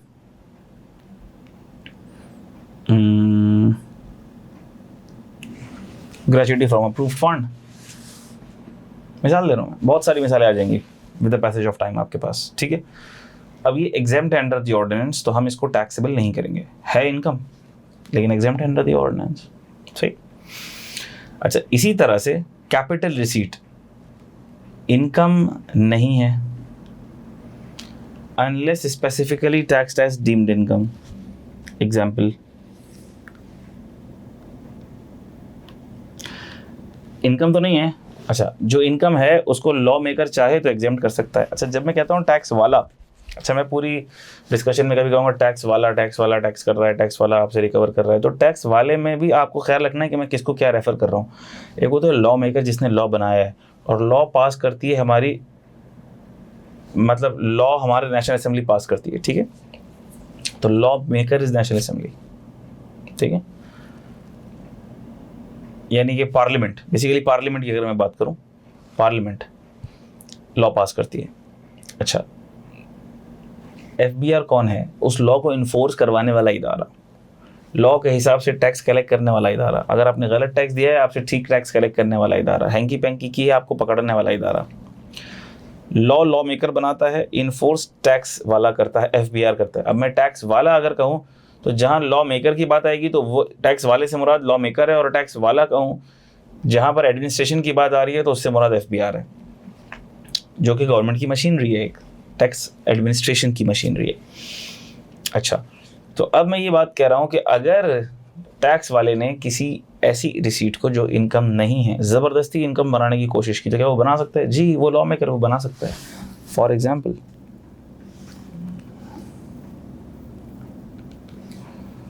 लोन received in cash, ठीक है, loan received in cash. For example, unadjustable security deposit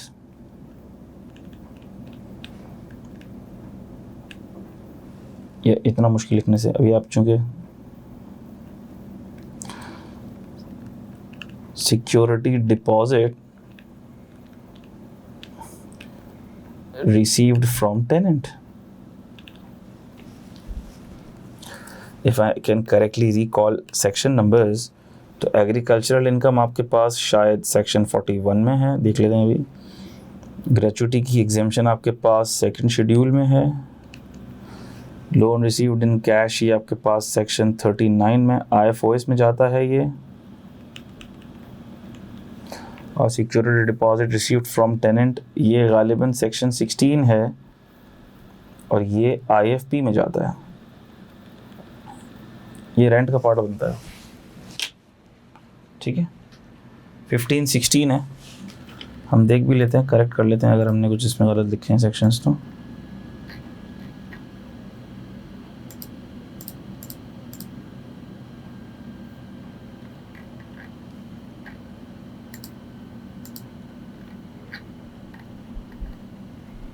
section 41 agricultural income है, ये बिल्कुल ठीक है। अच्छा, आई होप कि आपको नज़र आ रहा है स्क्रीन।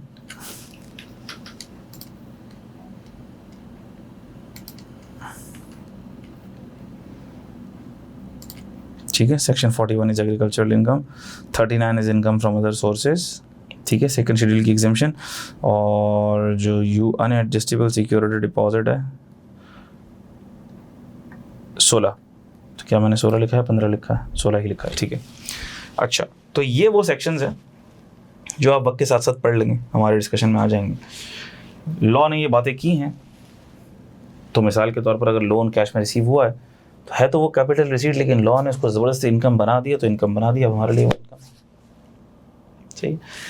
अच्छा सर, ये तो आपने वो बातें बता दी जो हैं, नहीं बताया आपने कि ऐसा क्यों है, उसके पीछे क्या लॉजिक चल रही है, उसके पीछे मैकेनिज्म क्या चल रहा है। अच्छा, उसको भी मैं क्विकली समराइज कर देता हूँ आपके लिए, क्विकली समराइज कर देता हूँ। कॉन्सेप्चुअली अगेन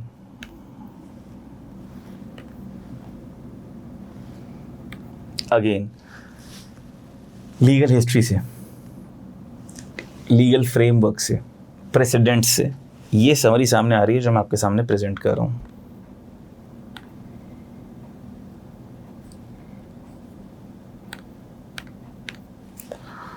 अच्छा भाई, रिसीट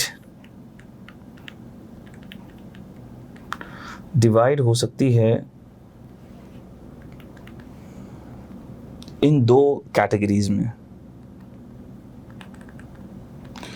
विद एक्टिविटी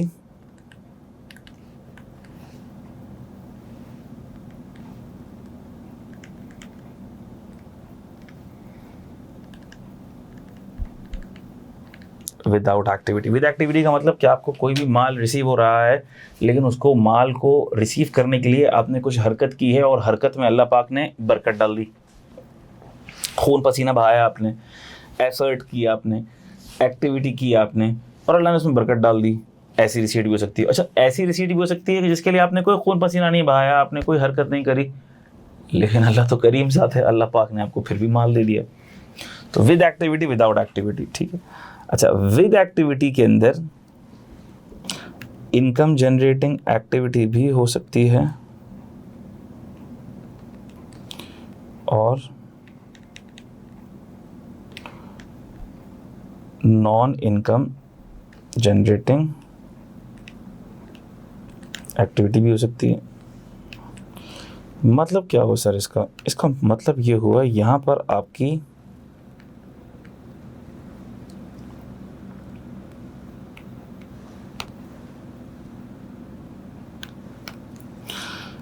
इंटेंशन क्या है, आपकी इंटेंशन है टू जनरेट इनकम, और यहाँ पर आपकी इंटेंशन क्या है, यहाँ पर आपकी इंटेंशन है, intention is not to generate income. यहाँ पर आपकी इंटेंशन इनकम जनरेट करने की है ही नहीं। एग्जाम्पल दे दें सर, अभी एग्जाम्पल देते हैं आपको। इनकम जनरेट करने की इंटेंशन है, एग्जाम्पल, आप एम्प्लॉयर के पास जाकर काम कर रहे हैं, अपनी सर्विसेज दे रहे हैं और आप इनकम, सैलरी इनकम अर्न कर रहे हैं, खून पसीना बहा रहे हैं, सैलरी इनकम अर्न कर रहे हैं। क्या इनकम अर्न करने की, इनकम जनरेट करने की इंटेंशन है? Answer is yes. Example, salary income.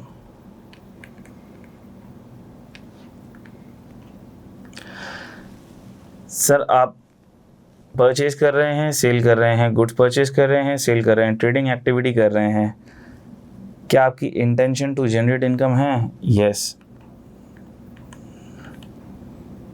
Business income. आप रॉ मटेरियल परचेज कर रहे हैं, उसको मैन्युफैक्चर कर रहे हैं, फिनिश गुड सेल कर रहे हैं, क्या इंटेंशन टू जनरेट इनकम है? जी सर, ज़रूर है, साफ जाहिर है, हरकत से साफ जाहिर है। लेकिन सर ये साफ जाहिर है, लेकिन कभी ऐसा भी हो सकता है कि साफ जाहिर ना हो। सही, अच्छा, तो सर अगर साफ जाहिर ना हो तो कैसे पता लगेगा कि ये इंटेंशन टू जनरेट इनकम है? हमने कहा दो चीज़ों को देखो। क्राइटेरिया कैसे पता लगेगा? मैंने कहा आप दो चीज़ों को देख लें।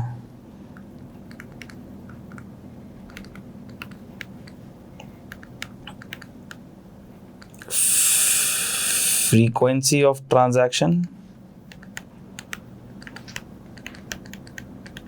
Quantity of transaction. फ्रीक्वेंसी, अब डेली सर्विसेज दे रहे हैं, एम्प्लॉयमेंट सर्विसेज दे रहे हैं, सैलरी इनकम, ट्रेड कर रहे हैं, ट्रेडिंग कर रहे हैं, डेली ट्रेडिंग कर रहे हैं, परचेज कर रहे हैं, सेल कर रहे हैं, फ्रीक्वेंसी। ठीक है। अच्छा सर अगर मैं डेली सेल परचेज ना करूं, पूरे महीने में एक ही दफ़ा मैंने 100 सोफ़ा सेट ख़रीदे और 100 सोफ़ा सेट बेच दिए, एक एक ट्रांजैक्शन, तो एक ट्रांजैक्शन परचेज की हुई, एक ट्रांजैक्शन सेल की हुई, तो क्या ये मेरा बिजनेस इनकम है? Answer is yes. लेकिन सर फ्रीक्वेंसी तो सिर्फ एक दफ़ा है। हमने कहा क्वांटिटी तो चेक करो।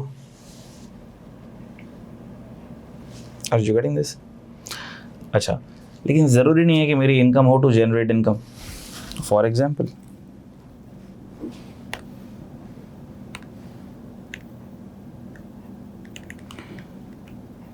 Cell of personal cell phone,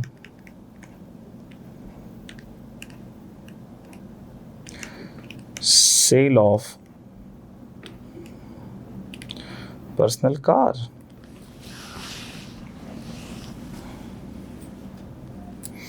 या sale of any personal movable asset. वजह उसकी ये है कि आप पर्सनल मूवेबल एसेट रोज़ थोड़ी बेचोगे, गाड़ी रोज़ बेचोगे क्या? पर्सनल गाड़ी रोज़ बेचोगे? हमने कहा सर अगर रोज़ बेच रहे हैं तो फिर तो फ्रीक्वेंसी ज़्यादा हो जाएगी, वो तो पता लग जाएगा, नियत ही पता लग जाएगी कि आप इनकम अर्न करने के लिए बेच रहे हो। क्योंकि आप ऐसा हो सकता है कि आप गाड़ी खरीदो, उसकी डेंटिंग पेंटिंग करो, 3-4 दिन बाद निकाल दो, फिर गाड़ी खरीदो, डेंटिंग पेंटिंग करो, गैराज बनाया हुआ है आपने, फिर 3-4 दिन बाद निकाल दो। महीने में आपने 5 गाड़ियाँ सेल कर दी, तो आप ये नहीं कह सकते कि सर मैं अपनी पर्सनल गाड़ी सेल कर रहा हूँ हर 5 दिन बाद। नहीं नहीं बेटा, नहीं। Now it is signaling that you are doing business. Sir, how it is signaling that I am doing business? Because of frequency of quantity, frequency of transaction.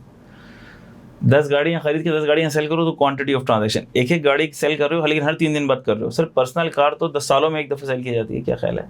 So frequency in transaction will tell about the intention of the tax pair.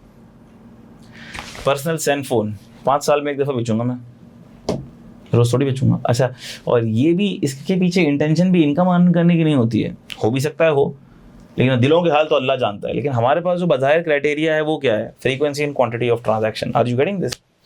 यानी कि इसका मतलब ये है कि अगर आपने personal cellphone बेचा, मैंने 50,000 खरीद के 70,000 का बेच दिया, 20,000 का जो गेना है वो टैक्सेबल नहीं होगा। Why? Because my intention is not to generate income. अगली बात मैं यही बता रहा हूँ कि अगर इनकम जनरेटिंग एक्टिविटी से आपने रिसीट्स जनरेट की हैं तो हमने कहा कि सर ये वाली जो अमाउंट है ना,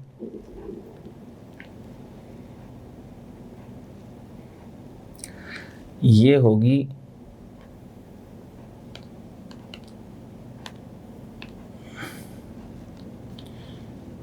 रेवेन्यू रिसीट।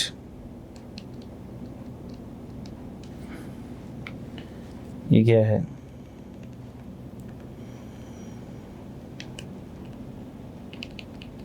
जो कि टैक्सेबल होगी। और ये क्या होगी? हमने कहा ये होगी कैपिटल रिसीट। यानी कि ये टैक्सेबल नहीं होगी, नहीं होगी। आपने अपने पर्सनल सेल फोन बेच दिया और गेन भी कमा लिया, फिर भी ये टैक्सेबल नहीं होगा मेरे बच्चों। आपने अपनी पर्सनल कार बेच दी, गेन भी कमा लिया, 5 लाख की खरीद के 10 लाख की बेच दी, 10 लाख की खरीद के 15 लाख की बेच दी, आपने गेन भी कमा लिया, फिर भी वो टैक्सेबल नहीं होगा, because it's a sale of a personal movable asset, because your intention is not to generate income. आपने अपने घर का पुराना सोफा बेच दिया, गेन भी आ गया। बाप दादा ने खरीदा था वो सोफा 5,000 रुपए का, बिक गया, बाद में लकड़ी की कीमत ज़्यादा हो गई, 25,000 रुपए का। Sale of personal movable asset, इसका गेन आएगा, जी आएगा, टैक्सेबल होगा, टैक्सेबल नहीं होगा। कैपिटल रिसीट है, because intention is not to generate income. Are you getting this? क्या मैं आपको बता पा रहा हूँ, कॉन्सेप्ट दे पा रहा हूँ मैं आपको? अच्छा, इसकी एक्सेप्शन है, लेकिन इसकी एक्सेप्शन है। क्या एक्सेप्शन है?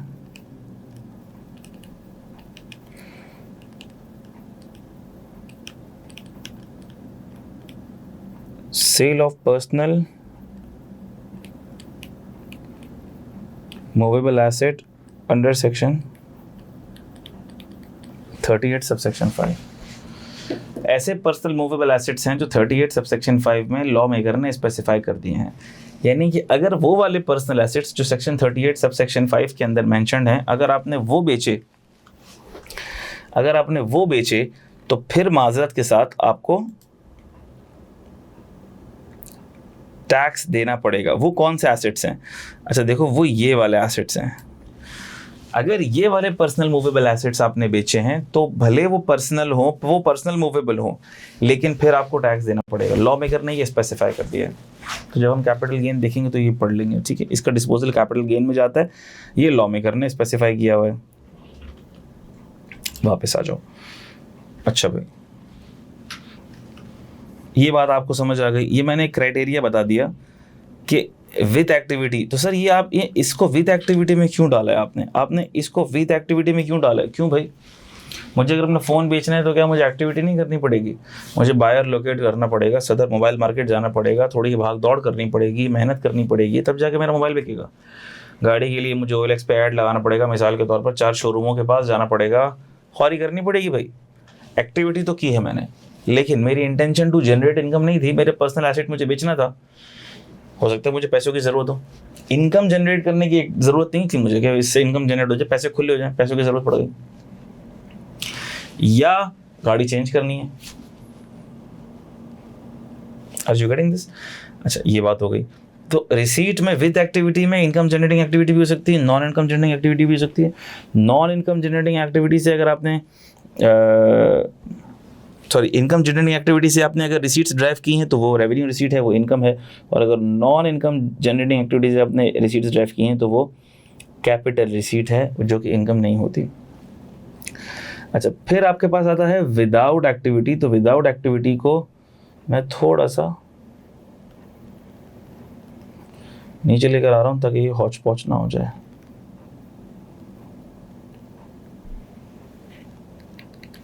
अच्छा, विदाउट एक्टिविटी के अंदर भी आपके पास आ जाती है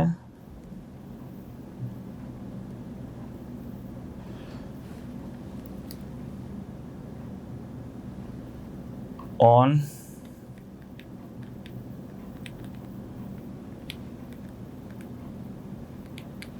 वॉलेंट्री बेसिस या where legal right is established. Under the law लिखने की जरूरत नहीं, लीगल राइट जब आपको कह दिया तो लॉ के तहत ही होगा। On voluntary basis, voluntary basis से क्या मुराद है? आपने किसी से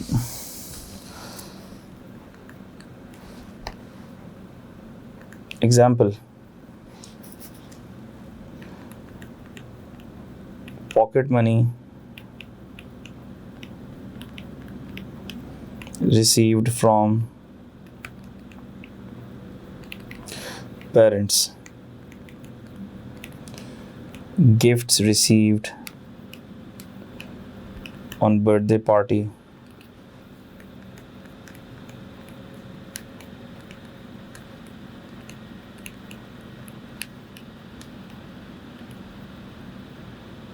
खाली एनवेलप नहीं, भरे हुए एनवेलप की बात हो रही है। एनवेलप्स रिसीव्ड ऑन वेडिंग्स,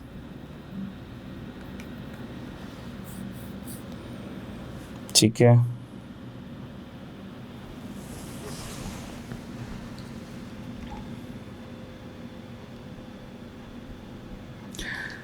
ये मैंने कुछ मिसालें दे दी आपको कि अगर आपको पॉकेट मनी रिसीव हो रही है पेरेंट्स से, किसी से आपको गिफ्ट्स रिसीव्ड हो रहे हैं, गिफ्ट्स रिसीव हो रहे हैं, एनवेलप्स रिसीव हो रहे हैं, तो इसके लिए आपने कोई एक्टिविटी नहीं की है, इसके लिए आपने कोई एक्टिविटी नहीं की, कोई खून पसीना नहीं बहाया है, या आपको मुफ्त में मिल गया माल बगैर खून पसीना बहाए। अच्छा सर, खुद खून पसीना बहाया खुद से मिल गया और ये वॉलेंटरी बेसिस पे मिला है, यानी कि आप सामने वाले को कंपेल नहीं कर सकते कि ये आपने देना ही देना है। भाई तुम मेरी बर्थडे पार्टी पर आ रहे हो तो तुम्हें गिफ्ट तो लेकर आना ही पड़ेगा, वरना मत आना। भाई आपने शादी में ज़रूर आना है, लेकिन एनवेलप मत भूल जाइएगा, एनवेलप ज़रूर लेकर आइएगा। हम ये नहीं कह सकते, we can not compel them. ये वॉलेंटरी बेसिस पर सामने वाला देना चाहे तो हमें दे, हम कोई इसको ज़बरदस्ती गिरबान पकड़ के नहीं लेंगे उससे। अच्छा, तो सर अगर ऐसा सीन है तो क्या ये इनकम है? हमने कहा ये कैपिटल रिसीट है, लेकिन इसकी भी एक एक्सेप्शन है, हर जगह एक्सेप्शन आ जाती है।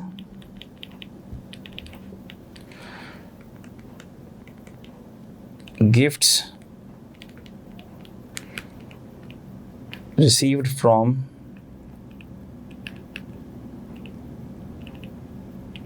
नॉन रिलेटिव्स, और रिलेटिव्स कहाँ डिफाइंड है? सेक्शन 85 सब सेक्शन 5 में। अगर इनके अलावा किसी से गिफ्ट लिए तो लॉ कहता है ये टैक्सेबल हो जाएगा। लॉ ये भी कहता है कि अगर तुमने रिलेटिव से गिफ्ट लिए और कैश में लिए तो भी टैक्सेबल हो जाएंगे। इसका मतलब ये है कि सर अच्छा आपने बता दिया कि अब जब हमारी मंगनी होगी, शादी होगी, तो इंशाल्लाह ताला जैसे ही क्वालिफाई होंगे आपके घर वाले आप लोगों की शादी की फिक्र करेंगे। तो जैसे ही आप लोगों की शादी की फिक्र घर वाले करना शुरू करते हैं, आप बता दीजिएगा कि आप कार्ड के ऊपर ही मेंशन कर दें कि भाई जो भी हमें एनवेलप देना चाहे वो प्लीज़ कैश में ना दे, QR कोड हम कार्ड के ऊपर दे रहे हैं, वो QR कोड स्कैन करें तो आप डायरेक्टली ट्रांसफ़र हो जाएगी अमाउंट हमारे अकाउंट के अंदर। तो देखिए आपको आज की डिस्कशन से ये फ़ायदा हो गया कि आप कैश गिफ्ट्स की टैक्सेशन को अवॉइड करने के काबिल हो गए। ठीक है, तो ऐसा करना पड़ेगा आपको। Are you getting this? अच्छा, तो सर ये कैसे पॉसिबल होगा प्रैक्टिकली? हम तो देखते हैं कि बहुत सारे रिलेटिव्स वगैरह हमें कैश में गिफ्ट दे रहे हैं, किसी की शादी हो रही है तो 5-5 हज़ार के 10-10 हज़ार के एनवेलप्स मिल रहे हैं। हाँ तो मिल रहे हैं, प्रैक्टिकली मिल रहे हैं, लेकिन लॉ कहता है कि आपने अगर रिलेटिव से, अच्छा रिलेटिव्स की डेफिनेशन जब हम पढ़ेंगे तब पढ़ लेंगे। रिलेटिव्स में बेसिकली ब्लड रिलेटिव्स आ जाते हैं, जब हम पढ़ेंगे तो देख लेंगे, अभी डिटेल में जाने की हमें ज़रूरत नहीं है। यानी मिसाल के तौर पर मैं ऐसे मिसाल दे रहा हूँ, अब्बू के दोस्त से जो एनवेलप मिलेगा वो रिलेटिव से नहीं मिला, वो नॉन रिलेटिव से मिला है, तो वो टैक्सेबल होगा। अच्छा, रिलेटिव से भी अगर एनवेलप मिल रहा है तो वो कैश में मिल रहा है ना, तो वो भी टैक्सेबल हो जाएगा। सर CA फाइनल के पेपर पास करने पर अब्बा से भी जो कैश में गिफ्ट मिल रहा है, क्या वो भी टैक्सेबल हो जाएगा? जी टैक्सेबल हो जाएगा, हो जाएगा। सर वॉलेंटरी बेस पे मिल रहा है, वो तो कैपिटल रिसीट होना चाहिए। हाँ, तो अब्बा को बोलो कि आपको जो गिफ्ट दे रहे हैं वो आपके बैंक अकाउंट में ट्रांसफ़र कर लें, फिर टैक्सेबल नहीं होगा। Are you getting this? क्यों, कैसे, वजह क्या है, अभी डिटेल में नहीं जाएंगे हम, क्योंकि अभी हम सेक्शन 39 नहीं पढ़ रहे। जब पढ़ेंगे तब आप लोग सवाल कीजिएगा, सवाल करने की नौबत भी नहीं है कि हम खुद ही आपको सब चीज़ एक्सप्लेन कर देंगे। ठीक है, तो सर ऐसा होता तो नहीं है कि लोग टैक्स दे रहे हों? हाँ, तो लोग छुपा जाते हैं ना इनकम, वो बैंक में नहीं डालते, वो डिस्क्लोज़ भी नहीं करते, वो उसको खर्च कर देते हैं। पैसा मिला वो खर्च कर दिया, कैश में ही खर्च कर दिया, डॉक्यूमेंट हुआ ही नहीं कहीं पैसा, कैश में पैसा रिसीव हुआ वो आपने खर्च कर दिया। लेकिन अगर कैश में रिश्तेदारों से आपको पैसा मिला, मिसाल के तौर पर किसी की शादी हो रही है, किसी की मंगनी हो रही है, उसको रिश्तेदारों से कैश में पैसा मिला और वो टोटल कैश में पैसा मिला उसको 5 लाख रुपए, और उसने उस 5 लाख रुपए की होंडा की 150 खरीद ली बाइक, इतनी की हो रही है शायद आजकल 5 लाख रुपए की, 4-5 लाख रुपए की, और वो बाइक उसने अपने नाम पे रजिस्टर करा ली। तो टैक्स वाला आपसे पूछेगा ये पैसे कहाँ से आए। फिर आप कहेंगे कि भाई मेरी कल मंगनी थी, पिछले महीने मंगनी थी मेरी, पिछले महीने मेरी शादी थी, एनवेलप्स मिले रिश्तेदारों से, मैंने बाइक ले ली। अच्छा भाई वो पैसे कैसे मिले? कैश में पैसे मिले तो मैंने बाइक ले ली। टैक्स वाला बोलेगा भाई इसको आप अपनी इनकम में ऐड करें और उसके ऊपर टैक्स दें, क्योंकि आप गिफ्ट कैश में रिसीव नहीं कर सकते एज पर लॉ। हाँ, लेकिन अगर आपने वही पैसे जो आपको कैश में रिसीव हुए आपने हॉल वाले को दे दिए, मिसाल के तौर पर बैंक्वेट वाले को आपने पे करके फारिग कर दिया कैश में, किसी को पता ही नहीं लगा कि पैसे आ भी गए कैश में, जा भी गए कैश में, किसी को पता नहीं लगा, डॉक्यूमेंट ही नहीं हुई transaction. That's a separate chapter. उसी की डॉक्यूमेंटेशन के लिए लॉ जगह जगह आपको बाउंड करेगा कि आप ट्रांजैक्शन करो बैंकिंग चैनल के थ्रू। कैश को डिस्करेज करेगा, बैंकिंग चैनल को इन्फोर्स करेगा। ठीक हो गई बात? वजह उसकी ये है कि जो कैश ट्रांजैक्शन होती हैं वो डॉक्यूमेंट ही नहीं हो पाती। तो सर कोई पागल है जो कैश ट्रांजैक्शन लेके बताएगा? हमने कहा नहीं बताएगा, तभी तो पता नहीं चलता। लेकिन पता कब चलता है? जब वो पैसे आपने रिसीव करके अपने बैंक अकाउंट में डिपॉजिट कर दिए। जैसे ही बैंक अकाउंट में डिपॉजिट किए, फिर क्या टैक्स वाले को पता लग जाएगा? पता लग जाएगा। आपने कोई ऐसा एसेट ले लिया जो आपके नाम पे रजिस्टर हो रहा है, जैसे मैंने बताया बाइक, जैसे आप बाइक लेंगे एक्साइज में रजिस्टर कराएंगे, आपके नाम पे रजिस्टर होगा, एफबीआर को पता लग जाएगा। आपने पैसे से गाड़ी ले ली, गाड़ी जैसे ही आप खरीदेंगे एडवांस टैक्स पे होगा गाड़ी का, एफबीआर को पता लग जाएगा। तो ऐसा एसेट जो रजिस्टर होता है वो एफबीआर को पता लग जाएगा। हाँ, आपने कैश लेकर ऐसी जगह पर खर्चा कर दिया जहाँ एफबीआर को पता ही नहीं लग रहा। आपने 9th से जाकर शॉपिंग कर ली, इम्तियाज से जाके 4 महीने का राशन ले लिया, एफबीआर को नहीं पता लगेगा, अदरवाइज पता लग जाएगा। अच्छा, इसके अलावा क्या है? Where legal right is established. तो हमने कहा वैसे तो ये कैपिटल रिसीट है, लेकिन अगर इसकी एक्सेप्शंस में फॉल करेंगी चीज़ें तो ये फिर रेवेन्यू रिसीट बन जाएगी, स्पेसिफिकली टैक्स्ड, स्पेसिफिकली टैक्स हो जाएगी। कैपिटल रिसीट में देख लो हमने लिखा था ना कि capital receipt is not income, लेकिन अगर स्पेसिफिकली टैक्स हुई है तो फिर वो टैक्स हो जाएगी। गिफ्ट रिसीव्ड इन कैश भी टैक्स हो जाएगा। ठीक है, तो अभी हमने सेक्शंस पढ़ना शुरू नहीं किया, लेकिन आपको फिर से इवन देन आपको सेक्शंस की रिक्वायरमेंट पता लगना शुरू हो गई कि मुख्तलिफ सेक्शंस के अंदर रिक्वायरमेंट्स हैं क्या, मुख्तलिफ सेक्शंस के अंदर क्या रिक्वायरमेंट्स हैं, ताने बाने मिलना शुरू हो गए। Are you getting this? अच्छा, where legal right is establish. अच्छा, लीगल राइट के अंदर भी 2 बातें हैं।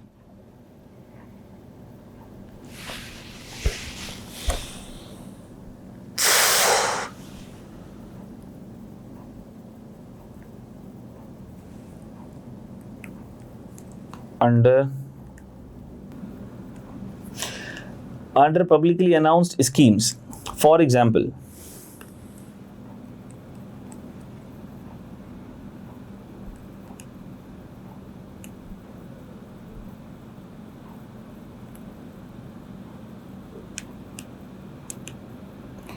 पीएसओ ने स्कीम अनाउंस कर दी, अब 10,000 रुपए का पेट्रोल डलाओ, स्क्रैच कार्ड स्क्रैच करो, जो भी इनाम मिला आपका।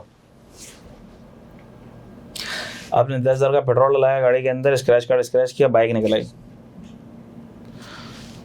क्या क्या क्या क्या क्या वो विद एक्टिविटी विदाउट एक्टिविटी है? बोलो जल्दी से,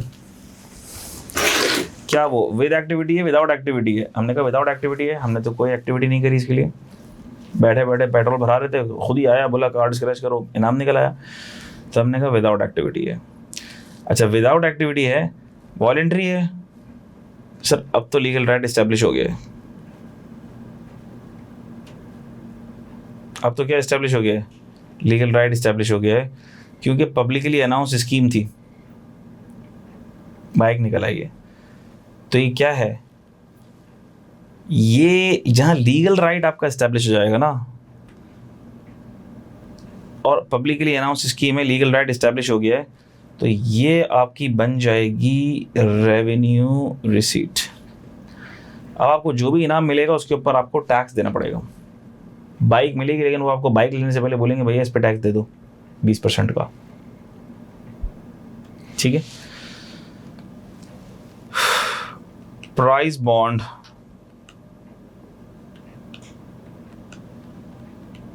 बाय गवर्नमेंट, गवर्नमेंट ने प्राइस बॉन्ड अनाउंस किया हुआ है, आपका प्राइस बॉन्ड निकल आया, गवर्नमेंट आपको इनाम देगी? जी देगी सर, टैक्स भी लेगी, आपकी इनकम भी बनेगा। एफटीआर की इनकम जाएगा वो एक अलग डिबेट है, लेकिन ये इनकम में जाएगा और आपका टैक्स लगेगा। ठीक है, 15% का टैक्स देना पड़ेगा आपको। सर मैं फहद मुस्तफ़ा के शो में गया, जी तो पाकिस्तान के अंदर। मैं गया नहीं हूँ, मैं ऐसे कह रहा हूँ आपसे।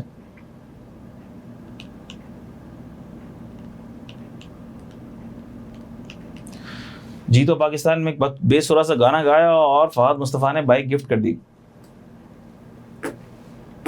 वॉशिंग मशीन गिफ्ट कर दी, एसी गिफ्ट कर दिया, गिफ्ट तो कर दिया, प्राइज जीत लिया जी तो पाकिस्तान में। क्या लीगल राइट इस्टेब्लिश हो गया? जी हो गया। क्या मेहनत की थी? नहीं सर, मेहनत नहीं की थी, विदाउट एक्टिविटी था। विदाउट एक्टिविटी में लीगल राइट इस्टेब्लिश हो गया? जी। रेवेन्यू रिसीट, इनकम बन गई अब आपकी, क्योंकि अब सामने वाली पार्टी ये नहीं बोल सकती हम तो मजाक कर रहे थे, कैमरा लगा हुआ था, हाथ हिला दें। मैंने कहा नहीं सर, ना वो मजाक करेगी, और अगर वो ऐसी बोलेगी तो आप बोलेंगे भाई हम मजाक के मूड में बिल्कुल भी नहीं है, आपने बोला था इनाम निकला है, अब हम जाएंगे नहीं इनाम लिए बगैर। तो जहाँ लीगल राइट इस्टेब्लिश हो जाता है वो रेवेन्यू रिसीट बन जाएगी अमाउंट। अच्छा, कुछ ऐसे राइट्स हैं जो शरिया राइट्स हैं, वहाँ भी लीगल राइट इस्टेब्लिश होता है और वहाँ भी एक्टिविटी इन्वॉल्व नहीं होती है। लेकिन ये जो शरिया राइट्स होंगे जहाँ पर एक्टिविटी भी नहीं है लेकिन लीगल राइट इन्वॉल्व है, वो कैपिटल रिसीट में फॉल करेंगे, यानी कि वो इनकम नहीं होंगे। फॉर एग्जाम्पल,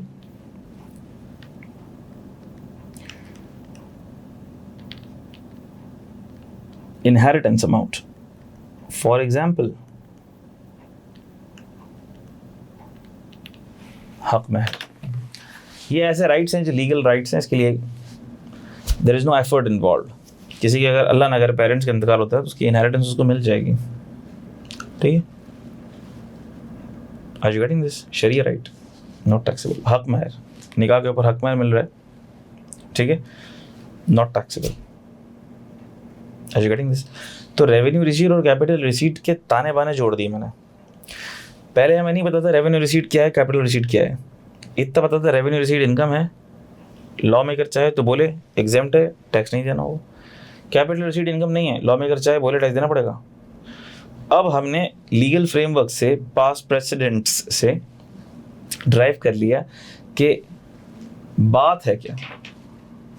एक सेकंड रुक जाओ, अब मैं ज़रा माउस और कीबोर्ड पर आ जाऊं क्योंकि अब मुझे पेन की ज़रूरत नहीं है। अच्छा भाई, तो हमने क्या बात देखी? हमने ये देखा कि अल्लाह भला कर दे, रेवेन्यू रिसीट को भी देखा हमने, कैपिटल रिसीट को भी देखा। हमने कहा revenue receipt is income unless specifically exempted under the ordinance. और इनकम की एग्जांपल्स हमने देख ली, और हमने ये भी देख लिया कि एग्जाम्ड अगर ऑर्डिनेंस करना चाहे तो वो एग्जांपल्स क्या हैं। फिर हमने देखा capital receipt is not income, लेकिन लॉ मेकर चाहे तो उसको इनकम बना के टैक्स कर सकता है। तो वो एग्जांपल्स हमने देखी जो इनकम नहीं है, और फिर हमने वो एग्जांपल्स भी देखी जो लॉ मेकर इनकम बनाकर टैक्स कर सकता है। फिर हमने कहा कि सर ये तो हमने देख लिया रिजल्ट, लेकिन how any receipt is classified as revenue receipt and how any receipt is classified as capital receipt. तो हमने कहा उसके लिए आपको थोड़ा लीगल फ्रेमवर्क पर जाना पड़ेगा, पास्ट प्रेसिडेंट्स और केस लॉज की हिस्ट्री पर जाना पड़ेगा। लॉ के अंदर ऐसी कोई बात क्लियरली मेंशन नहीं है। तो हमने कहा receipt can be with activity and receipt can be without activity. With activity में हमने कहा कि इनकम जनरेटिंग एक्टिविटी भी हो सकती है और नॉन इनकम जनरेटिंग एक्टिविटी भी हो सकती है। फ़र्क क्या है? इनकम जनरेटिंग एक्टिविटी में इंटेंशन क्या है? To generate income. और नॉन इनकम जनरेटिंग एक्टिविटी में intention is not to generate income. Example, मैंने कहा सर सैलरी इनकम, इंटेंशन ही है कि सर्विसेज देंगे, एम्प्लॉयर हमें सैलरी देगा। रेंटल इनकम, हमने रेंट पे कोई चीज़ दे दी है, हमें रेंट मिल रहा है। सेल परचेज ऑफ शेयर्स, हम सेल परचेज शेयर्स कर रहे हैं ताकि हमें इनकम हो जाए, कैपिटल गेन। बिजनेस इनकम, हम सेल परचेज इन्वेंट्री कर रहे हैं, मैन्युफैक्चर करके फिनिश गुड बना के हम सेल कर रहे हैं ताकि हमें इनकम हो जाए। क्राइटेरिया, हमने कहा सर इंटेंशन को जज कैसे करेंगे? दिलों के हाल तो अल्लाह जानता है। हमने कहा दिलों के हाल तो अल्लाह जानता है, लेकिन अल्लाह पाक ने अकल भी दी है। Frequency and quantity of transaction will help you out to determine the intention. ठीक है, ये एग्जांपल हमने दे दी, तो ये रेवेन्यू रिसीट हो जाएगा। ये रेवेन्यू रिसीट जो इनकम जनरेटिंग एक्टिविटी से पैसा आया है, जो रिसीट विद एक्टिविटी और इनकम जनरेटिंग एक्टिविटी से आ रहा है, वो रेवेन्यू रिसीट। लेकिन सर हर रिसीट इनकम जनरेटिंग नहीं होती, इंटेंशन टू जनरेट इनकम नहीं होती है। ऐसी रिसीट्स भी होती है जिसमें इंटेंशन ये होती है कि भाई ठीक है पैसा खुला हो जाए, या ठीक है हमें एसेट चेंज करना है। तो उस केस में क्या होगा? हमने कहा उस केस में वो इनकम में नहीं जाएगा, वो आपकी कैपिटल रिसीट है। और बहुत कॉमन मिसकंसेप्शंस क्या हैं? गाड़ी पर्सनल बेच दी, इनकम टैक्सेबल हो जाएगी? नहीं होगी। सेलफोन पर्सनल बेच दिया, इनकम टैक्सेबल हो जाएगी? नहीं होगी। क्यों? क्योंकि ये sale of personal movable assets हैं, इनके बेचने से जो इनकम आती है वो टैक्सेबल नहीं होती। सर आपको कैसे पता कि ये personal movable assets income generate करने की इंटेंशन से नहीं बेचे थे, हमने कहा हमें ऐसे पता लगा कि ये क्राइटेरिया अगर फ्रीक्वेंसी या क्वांटिटी ऑफ ट्रांजैक्शन नहीं है तो फिर हमने कहा ये पर्सनल मूवेबल एसेट्स आपने इनकम जनरेट करने के लिए नहीं बेचे। इसकी भी एक एक्सेप्शन थी और हमने ये देखा था कि ऐसे इसकी एक्सेप्शन थी कि हमने कहा कि लेकिन अगर आपने ऐसे पर्सनल मूवेबल एसेट्स बेचे जो सेक्शन 38 सब सेक्शन 5 में आते हैं, मैंने सिर्फ दीदार करा दिया आपको, जिसके अंदर पेंटिंग भी आता है, गोल्ड भी आता है, ज्वेलरी आती है, अगर ऐसे एसेट्स हैं जो सेक्शन 38 सब सेक्शन 5 में मेंशन्ड हैं तो उनके बेचने के ऊपर जो गेन आएगा वो टैक्सेबल होगा अंडर कैपिटल गेन।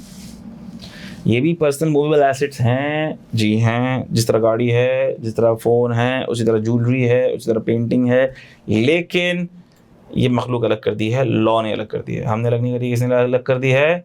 लॉ ने अलग कर दी है। नहीं, इसका सेक्शन नहीं है वकार, इसका स्पेसिफिक सेक्शन नहीं है, मैंने इसलिए पहले बता दिया आपको, सही है?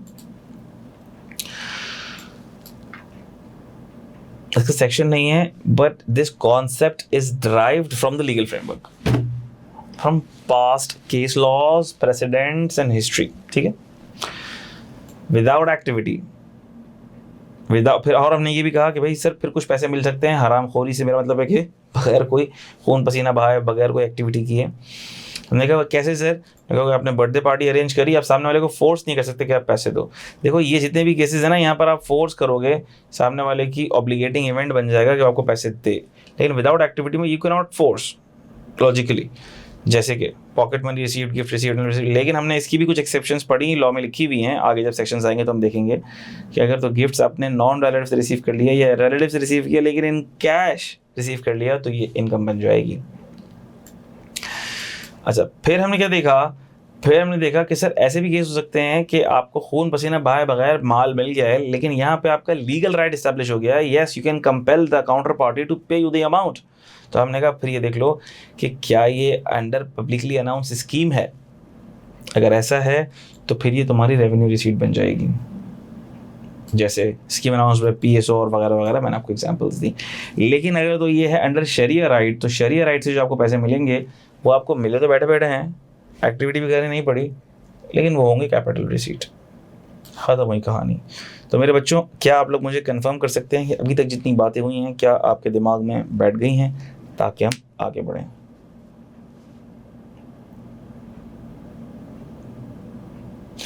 अब मैं आपके लिए कंपैरिजन ड्रॉ कर रहा हूँ कि अभी तक जितनी हमने बातें की है ना, ये CA इंटर के अंदर मुझे एक्सप्लेन करने में और इसकी एग्जांपल्स देने में मुझे 3 क्लासेस लग जाती हैं, 3 क्लासेस, ठीक है? एक्सप्लेन करना, उसको एग्जांपल देना, थोड़ा बहुत ज़रा माहौल को लाइवली रखना, but things will go quickly here इंशाल्लाह। तो ज़रा मुझे आप लोग कंफर्म कर दीजिए कि am I clear everyone? Is everyone active? Ping me, chat बताओ, yes, no, so that I can get to know कि आप लोग जाग रहे हैं कि सो गए हैं।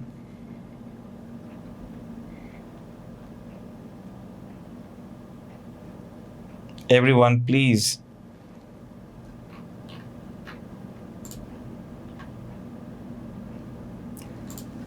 Good.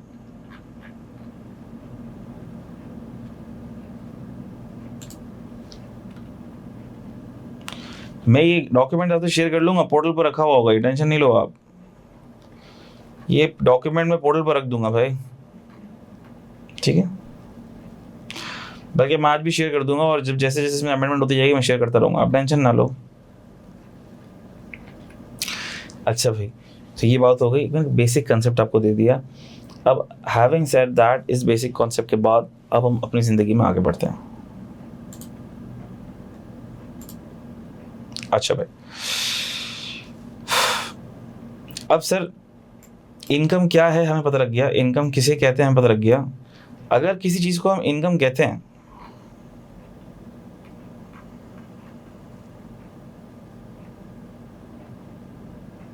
अच्छा इनकम की डेफिनेशन अभी आ रही है, लॉ की डेफिनेशन आ रही है, लॉ की डेफिनेशन आ रही है, जो लॉ के हिसाब से इनकम की डेफिनेशन है वो आने वाली है, सही है? बड़ी इंटरेस्टिंग डेफिनेशन है, लेकिन उससे पहले कुछ ये चुनने मुन्ने सेक्शंस हैं, इसको हम निपटा देते हैं। अच्छा भाई, बेसिक कॉन्सेप्ट्स सेक्शन 1 में कुछ बातें लिखी हुई हैं कि इस ऑर्डिनेंस का शॉर्ट टाइटल है, इसको हम इसका तो एक तो लॉन्ग टाइटल है कि ये ऑर्डिनेंस है, ये लॉ है to consolidate and amend the law, to consolidate and amend the law, ताकि वो सारे कवानीन को कंसोलिडेट करे या जो पुराने थे उनको अमेंड करके अप टू डेट कर दे। किस से रिलेटेड कवानीन थे sir? Related to income tax से रिलेटेड कवानीन थे। और ये सिर्फ इनकम टैक्स से रिलेटेड बात नहीं करेगा, लेकिन उससे रिलेटेड जो कनेक्टेड मैटर्स हैं उनकी बात करेगा, जैसे return filing, audit, assessment, appeal वगैरह। तो ये लॉन्ग टाइटल है कि an ordinance to consolidate and amend the law relating to income tax and to provide the matters ancillary thereto or connected therewith. ये section 1 में लिखा हुआ है। प्यार से क्या बोलते हैं इसको? शॉर्ट टाइटल क्या है? हमने कहा ये है income tax ordinance 2001। Sir applicability किस किस जगह एप्लीकेबल है, कहाँ कहाँ एप्लीकेबल है? तो हमने कहा it extends to whole Pakistan. Sir territories क्या हैं पाकिस्तान की? सिंध, पंजाब, बलूचिस्तान, KPK, इस्लामाबाद, या जो स्टेट्स और टेरिटरीज आप पाकिस्तान की फ़ौज एक्वायर कर लेगी जंग वंग के दौरान, ठीक है, वो भी सारी आ जाएंगी, या जो एक्वायर की हैं सच एज फाटा पाटा वाली जो टेरिटरीज हैं, ठीक है। एक बात याद रखिएगा, इसमें AJK नहीं आता, आज़ाद जम्मू एंड कश्मीर, ठीक है, नहीं आता। GB गिलगित बल्तिस्तान का इलाका, वो पाकिस्तान एडमिनिस्ट्रेड एरियाज़ कहलाते हैं। वहाँ के प्राइम मिनिस्टर भी डिफरेंट होते हैं, ठीक है, वहाँ के प्राइम मिनिस्टर्स भी डिफरेंट होते हैं, वो पाकिस्तान की टेरिटरी में नहीं आते एज़ पर कॉन्स्टिट्यूशन। अच्छा, कमेंसमेंट डेट क्या है? जब से ये पुराना ऑर्डिनेंस ख़त्म हुआ और नया ऑर्डिनेंस आया तब से ये कमेंस हो गया। रिपील एंड सेविंग्स, सर पुराना ऑर्डिनेंस जब ख़त्म हो गया और नया ऑर्डिनेंस आया तो पुराने का क्या रिपील हो गया और पुराने का क्या बच गया? तो हमने कहा कि सर जब नया ऑर्डिनेंस आ गया तो पुराना ऑर्डिनेंस स्टैंड रिपील्ड। अब पुराना ऑर्डिनेंस ख़त्म हो गया, आपको रेफर करने की ज़रूरत नहीं है। सर उस पुराने ऑर्डिनेंस की क्या बाकियात रह गई, क्या चीज़ें बच गई? हमने कहा देखो, अगर पुराने ऑर्डिनेंस के तहत कोई केस चल रहा था, कोई प्रोसीडिंग चल रही थी कोर्ट ऑफ लॉ के अंदर, वो चलेगी। या पुराने ऑर्डिनेंस के तहत अगर कोई नोटिफिकेशन इशू हुआ था और वो अभी भी रेलिवेंट है, ये उस जैसा लॉ या उसकी रिक्वायरमेंट्स अभी भी परसिस्ट करती हैं, तो वो नोटिफिकेशन अभी भी एक्टिव है, आप उससे हेल्प ले सकते हो, ठीक है। Important definitions will be covered throughout the course. Definition section 2 में हैं, बहुत सारी हैं, जैसे जैसे चलते जाएंगे कवर होता जाएगा। Ordinance to override other laws. The provision of this ordinance shall apply notwithstanding anything to the contrary contained in any other law for the time being in force except Constitution of Pakistan. ये जो law है income tax law का, अगर किसी और law के अंदर income को टैक्स करने से रिलेटेड कोई भी हिदायत मौजूद हैं, वो फॉलो नहीं होंगी। ये लॉ उन सारी हिदायत को ओवरराइड कर देगा, क्योंकि इनकम पर टैक्स लगाने की पावर और ताकत इसी लॉ के पास है। अगर कोई और लॉ बात करता है तो उसकी बात नहीं सुनी जाएगी, इनकम टैक्स ऑर्डिनेंस की बात सुनी जाएगी अगर वो कुछ और कहता है। मिसाल के तौर पर वो कोई और लॉ कहता है कि सैलरी के ऊपर टैक्स लगेगा इस रेट के हिसाब से, जो कि इनकम टैक्स ऑर्डिनेंस में लिखा हुआ है, ठीक कहता है, इनकम टैक्स ऑर्डिनेंस कोई इतराज़ नहीं है। लेकिन कोई लॉ ये कहता है, किसी लॉ में ये लिखा हुआ है मिसाल के तौर पर कि रेंटल इनकम पर टैक्स नहीं लगेगा, और इनकम टैक्स ऑर्डिनेंस कहता है हम रेंटल इनकम पर टैक्स लगाएंगे, तो फिर इनकम टैक्स ऑर्डिनेंस की बात ओवरराइड कर जाएगी, यानी कि वो प्रिवेल कर जाएगी, क्योंकि इनकम पर टैक्स लगाने वाली हिदायत देने के लिए यही लॉ है और इसी की हम बात सुनेंगे और इसी की हम बात मानेंगे। लेकिन कॉन्स्टिट्यूशन ऑफ पाकिस्तान सबसे प्राइम है, ये उससे नीचे है। अगर कॉन्स्टिट्यूशन में कोई बात लिखी हुई है तो वो फिर इनकम टैक्स ऑर्डिनेंस को भी ओवरराइड कर देगी। इंटरेस्टिंग बात आ रही है बेटा, इनकम की डेफिनेशन। अभी तो हमने इनकम का एक कॉन्सेप्चुअल फ्रेमवर्क पढ़ा था, जो कि मैंने आपको कहा था कि लॉ में नहीं लिखा हुआ, कहीं डेफिनेशन में नहीं लिखा हुआ, किसी सेक्शन में नहीं लिखा हुआ। जी हिशाम, आप कुछ पूछना चाह रहे हैं? आपका हैंड रेज हुआ है।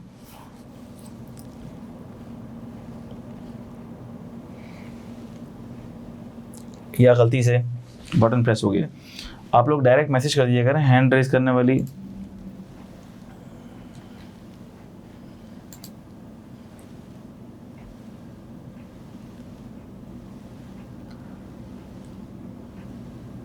Is it possible to have two laws saying notwithstanding?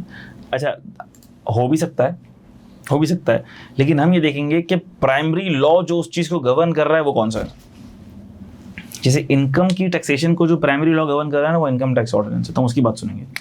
चाहे भले और भी किसी लॉ में ये भले लिखा हुआ हो नॉट विद स्टैंडिंग दूसरा other law, not present with standing दूसरा अदर लॉ, हम इसकी ये टैक्स लगेगा ये नहीं लगेगा। हम कह रहे हैं कि फिर हम ये देखेंगे कि प्राइमरी लॉ कौन सा है, अगर ऐसी कॉन्ट्राडिक्शन आ जाती है तो। ठीक है,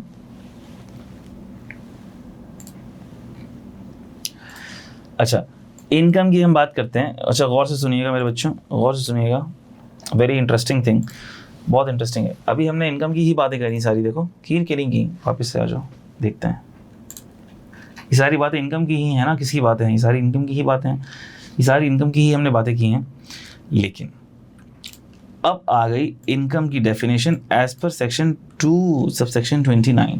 ठीक है, अच्छा रेफरेंस आपके पास गिवन है, आप इसको बेयर एक्ट से बिल्कुल रेफ़र कर सकते हैं, बिल्कुल रेफ़र कर सकते हैं। लेकिन हम हर चीज़ को बेयर एक्ट से रेफ़र नहीं करेंगे, आप लोग करते रहिएगा, पढ़ते रहिएगा, आपके पास बेयर एक्ट है, जहाँ ज़रूरत पड़ेगी हम रेफ़र करेंगे, जहाँ ज़रूरत पड़ेगी मैं आपको उसको ईजी करके समझा दूंगा। वजह उसकी ये है कि आपके पास भले पेपर तो ओपन बुक है, लेकिन आपके तो मुझे दिमाग में बात डालनी है। अगर लॉ के अंदर मुश्किल करके लंबी करके टेक्निकल करके बात लिखी हुई है जो आपके दिमाग में बिठाना मुश्किल है, so I would rather prefer not to read that during class.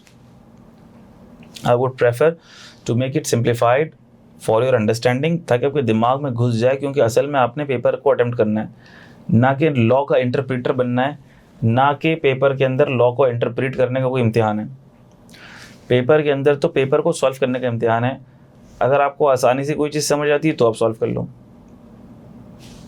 Are you getting this? तो जहाँ हम हैंड आउट से पढ़ेंगे वहाँ हैंड आउट से पढ़ेंगे, आपकी understanding is the prime concept.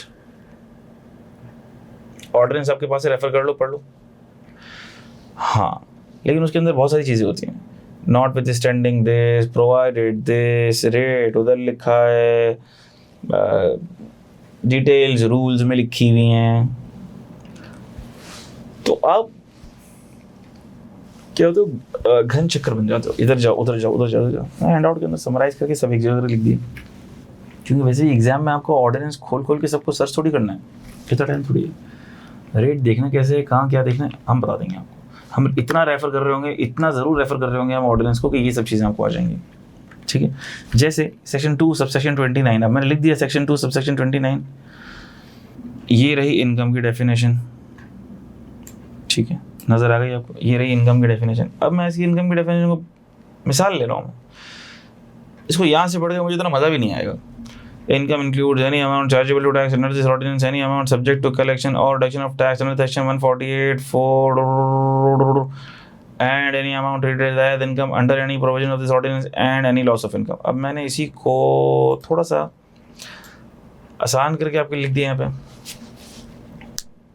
वही बात है, आप रेफर कर लो भाई ऑर्डिनेंस। ठीक है, कुछ काम तो आप भी करो, फिर नहीं करना ठीक है, कुछ काम मैं आपको खुद कहूँगा, ये आपने ऑर्डिनेंस से रीड कर लेना है, ये आपने हैंड आउट से रीड कर लेना है, कुछ आपको भी करना पड़ेगा। और प्रोफेशनल स्टूडेंट्स बिल्कुल हर चीज़ की स्पून फीडिंग में भी नहीं कर सकता, 100 घंटे में दुनिया से मेट को मैं भी नहीं दे सकता, क्योंकि income tax, sales tax on services FD को पढ़ने के लिए 100-150 घंटे, 100-125 घंटे ना काफ़ी हैं,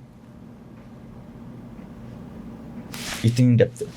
तो हमें कुछ क्विक भी करना पड़ेगा, कुछ आपको डेलीगेट भी करना पड़ेगा, कुछ प्रैक्टिस भी करनी पड़ेगी यहाँ पे, और कुछ प्रैक्टिस आपको होमवर्क भी देना पड़ेगी, तब जाके सारी चीज़ें होंगी। ठीक है, अच्छा खैर, इनकम की डेफिनेशन को हम डिस्कस करते हैं, और मुझे उम्मीद है कि आज हम इनकम की डेफिनेशन को डन कर लेंगे आज का सेशन ऐड होने से पहले। अच्छा, अब देखो इनकम की डेफिनेशन, इनकम इंक्लूड्स जब भी लिखा हुआ होता है, अच्छा लॉ के अंदर आपको, इनकम टैक्स लॉ में आपको जब भी डेफिनेशन के अंदर लिखा हुआ नजर आए इंक्लूड या एक्सक्लूड, ठीक है, तो बेसिकली डेफिनेशंस की अगर मैं बात करूं इनकम टैक्स लॉ के अंदर, जब मैं डेफिनेशंस की बात करूंगा तो आपको इंक्लूसिव डेफिनेशंस भी मिलती हैं, आपको एक्सक्लूसिव डेफिनेशंस भी मिलती हैं, और आपको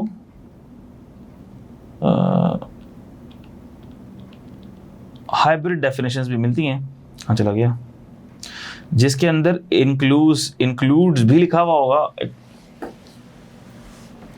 और मीन्स भी लिखा हुआ होगा और इंक्लूड्स भी लिखा हुआ होगा। अच्छा, इंक्लूसिव डेफिनेशन जो होती है ना, जो इंक्लूसिव डेफिनेशन होती है basically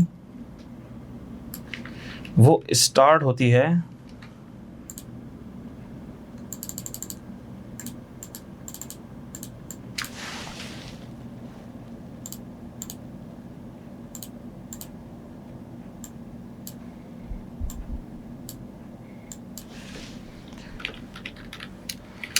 starts with the word includes.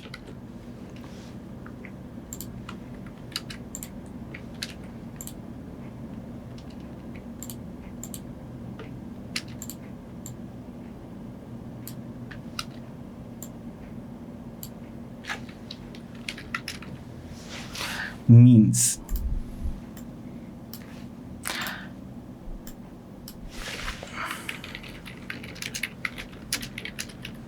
Contain both elements. मतलब क्या हुआ, अब मैं आपको इसका मतलब समझा देता हूँ। देखो, जब भी डेफिनेशन आपकी स्टार्ट हो रही होगी ना इंक्लूड्स से, इसका मतलब ये होता है कि इस डेफिनेशन के अंदर जो इसका जनरल सेंस है, कॉमन सेंस है, लॉजिक है, डिक्शनरी मीनिंग है, एक लेमैन मीनिंग है, वो एप्लीकेबल है, इट रिमेन्स वैलिड। मिसाल के तौर पर इसका ये मतलब है कि जो आपके दिमाग के हिसाब से इनकम है, जो डिक्शनरी के हिसाब से इनकम है, जिसको आम लोग इनकम कहते हैं, वो तो इनकम है ही है। ये चीज़ें जो हम बता रहे हैं ये भी इनकम है, यानी कि वो बाकी कॉन्सेप्ट को या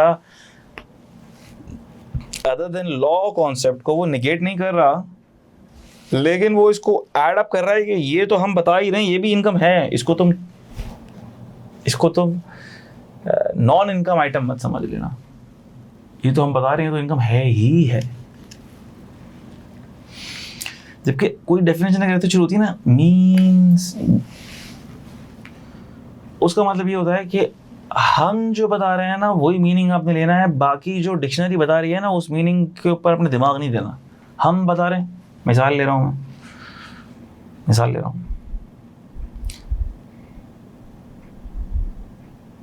private company means a company which is not a public company, ये डेफिनेशन है, ये इनकम टैक्स लॉ की डेफिनेशन है। Private company means a company which is not a public company.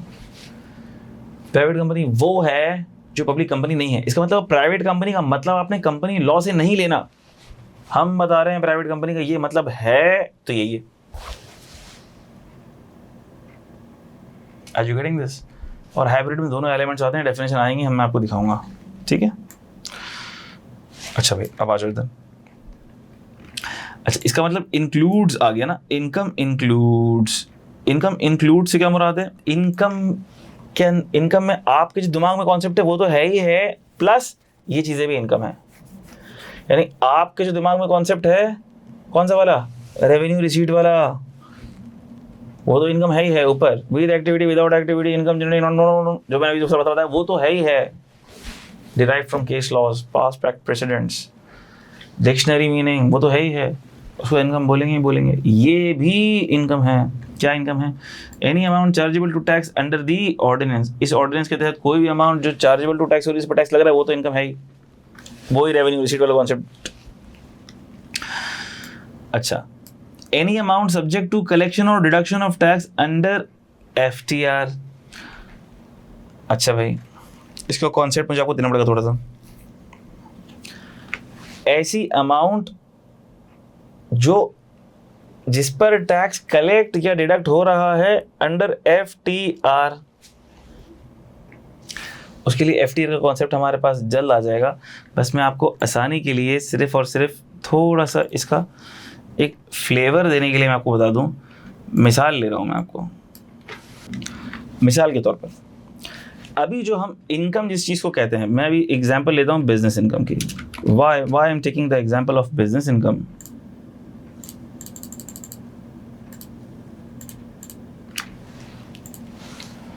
मैं बिजनेस इनकम की एग्जांपल क्यों लेता हूं अक्सर, वजह उसकी ये है क्योंकि आप लोग अकाउंटिंग के स्टूडेंट्स हैं ना, तो आपने P&L बहुत बनाए हैं, आपको बिजनेस इनकम का बहुत आइडिया है। बिजनेस इनकम की अगर मैं मिसाल लेता हूँ, तो बिजनेस इनकम की अगर मैं मिसाल लेता हूँ तो सर इसमें इनकम क्या चीज़ होती है? हमने कहा इसमें एक तो होता है आपका रेवेन्यू, जो आपकी टॉप लाइन होती है। मिसाल ले रहा हूँ मैं, अगर रेवेन्यू है मेरा 30 मिलियन, तो मैं उसमें से क्या लेस करूँगा? मैं उसमें से एक्सपेंसेस लेस करूँगा। मिसाल के तौर पर 23 मिलियन ये मैं लेस कर दूँगा, और सर लेस करने के बाद मेरे पास आ जाएगा प्रॉफिट बिफोर टैक्स 7 मिलियन का। ऐसा है कि नहीं है? तो मैं किस अमाउंट को अपनी इनकम कहूँगा? ऑब्वियसली बात है, मैं इस प्रॉफिट बिफोर टैक्स वाले अमाउंट को अपनी इनकम कहूँगा। रेवेन्यू से एक्सपेंसेस लेस होने के बाद जो अमाउंट आ रही है मैं उस पर टैक्स दूंगा, वही मेरी इनकम है। पास्ट में जब सारी इनकम इसी तरह से टैक्स हुआ करती थी, प्रॉफिट बिफोर टैक्स कैलकुलेट होता था और उसके ऊपर जो भी रेट होता था टैक्स का वो लग जाता था।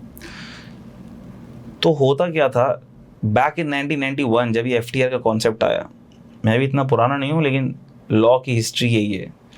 अब ये मत समझिएगा कि 1991 का इतना पुराना आदमी हूँ मैं, नहीं भाई इतना पुराना आदमी नहीं हूँ, मेरी तो डेट ऑफ बर्थ भी 89 का एंड है। खैर, तो 91-92 के अंदर ही FTR का कॉन्सेप्ट आया। होता ये था, उस वक्त होता ये था कि जो एक्सपोर्टर्स थे, एक्सपोर्टर्स जब एक्सपोर्ट करते थे तो उनके जो पैसे आते थे उसके ऊपर एडवांस टैक्स कट जाता था। जो भी रेट था 1% ही था शायद, एडवांस टैक्स कट जाता था उसके ऊपर। मिसाल के तौर पर किसी ने अगर 2 करोड़ रुपए की सेल की, बाहर पैसे आए 2 करोड़ रुपए के पैसे आए, तो 1% कट जाता था एडवांस टैक्स। वो एडवांस टैक्स कहलाता था, ताकि जब साल के आखिर में एक्सपोर्टर अपना PNL बनाए और अपना प्रॉफिट शो करे, उसके ऊपर टैक्स बने। जो भी उसका टैक्स बनता, मिसाल के तौर पर अगर उसका टैक्स बन रहा है 50 लाख, तो उसने पूरे साल में एडवांस टैक्स जो दिया हुआ है अपनी एक्सपोर्ट प्रोसीड्स पर, वो बना मिसाल के तौर पर 30 लाख रुपए, और वो 20 लाख मजीद गवर्नमेंट को दे दे अपने प्रॉफिट पर। लेकिन होता क्या था कि वो टैक्स पेयर जो एक्सपोर्टर होता था, वो साल के आखिर में अपना लॉस दिखा देता था। वो अपने इतने एक्सपेंसेस दिखाता था, सैलरीज इतनी ज़्यादा दिखाता था, डेप्रिसिएशन दिखाता था, सैलरीज दिखाता था, जाली एक्सपेंसेस दिखाता था, कि वो साल के आखिर में उसका प्रॉफिट की जगह लॉस आता था। वो कहता था मैं तो गरीब आदमी हूँ, मैं तो भिखारी आदमी हूँ, तुमने और वो गवर्नमेंट को कहता था कि आपने जो पूरे साल मेरा एडवांस टैक्स काटा है मुझे वो भी रिफंड करो, मैं तो लॉस है। गवर्नमेंट परेशान हो गई, यार इतनी एक्सपोर्टें कर रहे हैं और उनके लॉस आ रहे हैं, कैसे आ रहे हैं भाई? तो ये तरीका ऐसा बनाओ कि एक दफ़ा जो एडवांस टैक्स के नाम पर पैसा हमारे पास आ गया वो वापस ना जाए। ऐसा कैसे हो भाई? वजह उसकी ये है कि इनकम टैक्स लगता किस पर है? इनकम पर। अब अगर एक्सपोर्टर की बॉटम लाइन PBT आ ही नहीं रही, इनकम आ ही नहीं रही, तो हम इनकम टैक्स लगाएं कैसे उस पर? तो गवर्नमेंट ने कहा, लॉ मेकर ने कहा ठीक है, कोई मसले की बात नहीं है, लॉ तो हमारे हाथ में है, और लॉ को अमेंड कर देते हैं। तो उन्होंने क्या कहा देखना ज़रा।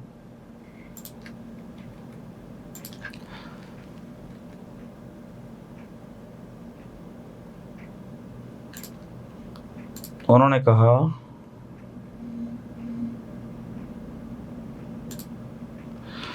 एनी अमाउंट, हर वो अमाउंट जिस पर टैक्स कलेक्ट या डिडक्ट हो अंडर FTR।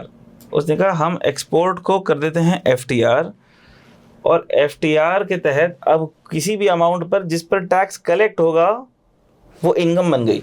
सर देखा जाए तो जो इस अमाउंट पे टैक्स कलेक्ट हो रहा है, अगर तो सेल प्रोसीड्स आ रही हैं 2 करोड़ रुपए की, तो सेल प्रोसीड्स तो इनकम तो नहीं है। आप तो सेल प्रोसीड्स पर 1% का एडवांस टैक्स काट रहे हो, वो इनकम तो नहीं है, वो तो प्रोसीड्स हैं, वो तो टर्नओवर है। तो लॉ मेकर ने कहा, हमने लॉ बना दिया कि हम जिस प्रोसीड्स के ऊपर टैक्स काटें और उसको FTR कहते हैं कि ये फुल एंड फाइनल है, वो इनकम बन जाएगा। वो इनकम की डेफिनेशन में शामिल कर दिया हमने। वो जनरल कॉन्सेप्ट के तहत तो इनकम नहीं था, क्योंकि हमने प्रोसीड्स पे टैक्स काट लिया था, एडवांस टैक्स काट लिया था। वो जनरल कॉन्सेप्ट के तहत तो इनकम नहीं था, लेकिन हमने इंक्लूसिव डेफिनेशन में उसको इंक्लूड करके उसको भी इनकम बना दिया। ये मैंने क्विकली समझा दिया इसलिए क्योंकि FTR की डिस्कशन आने वाली है, तो मैं ज़्यादा डिटेल नहीं जाना चाहता। ठीक है, दोनों बातें हो गई। तीसरी बात, any amount treated as income. Any amount treated as income. Treated income का कॉन्सेप्ट मैं आपको दे चुका। क्या लोन रिसीव हुआ है इन कैश, ऊपर बताया मैंने आपको, ये रहा, कहाँ चला गया, दूसरी शीट में मैंने आपको बताया था, loan received in cash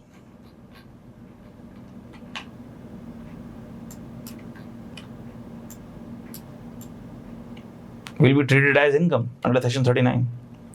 Security deposit received from tenant will be treated as IFP. Treated income है नहीं इनकम, जबरदस्ती की इनकम बना देंगे हम, लॉ मेकर कह रहे हैं हम बना सकते हैं। Gift received from non relatives या gift received from relatives in cash, traded income, ठीक है। Are you getting this?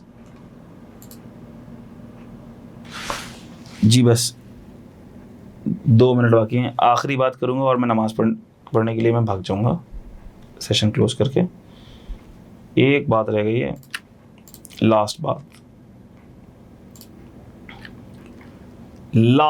बिल्कुल लास्ट बात, एनी लॉस ऑफ इनकम, इसको मैं अगली क्लास में यानी कि कल दोबारा भी डिस्कस कर लूँगा। Any loss of income, law कहता है अगर तुम्हारी कोई लॉस ऑफ इनकम है, लॉस ऑफ इनकम अगर तुमने खुद जानबूझकर अपनी लॉस ऑफ इनकम की है, वो हमारे लिए इनकम है, हम उसको ऐड बैक कर देंगे। एग्जाम्पल दे दें सर, फॉर एग्जाम्पल अगर आपने रेंट पर कोई प्रॉपर्टी दे दी है, रेंट पर किसी को कोई प्रॉपर्टी दी है और आपने अपने कज़न को दे दी रेंट पर प्रॉपर्टी, और उसका आपका एक्चुअल रेंट बन रहा है,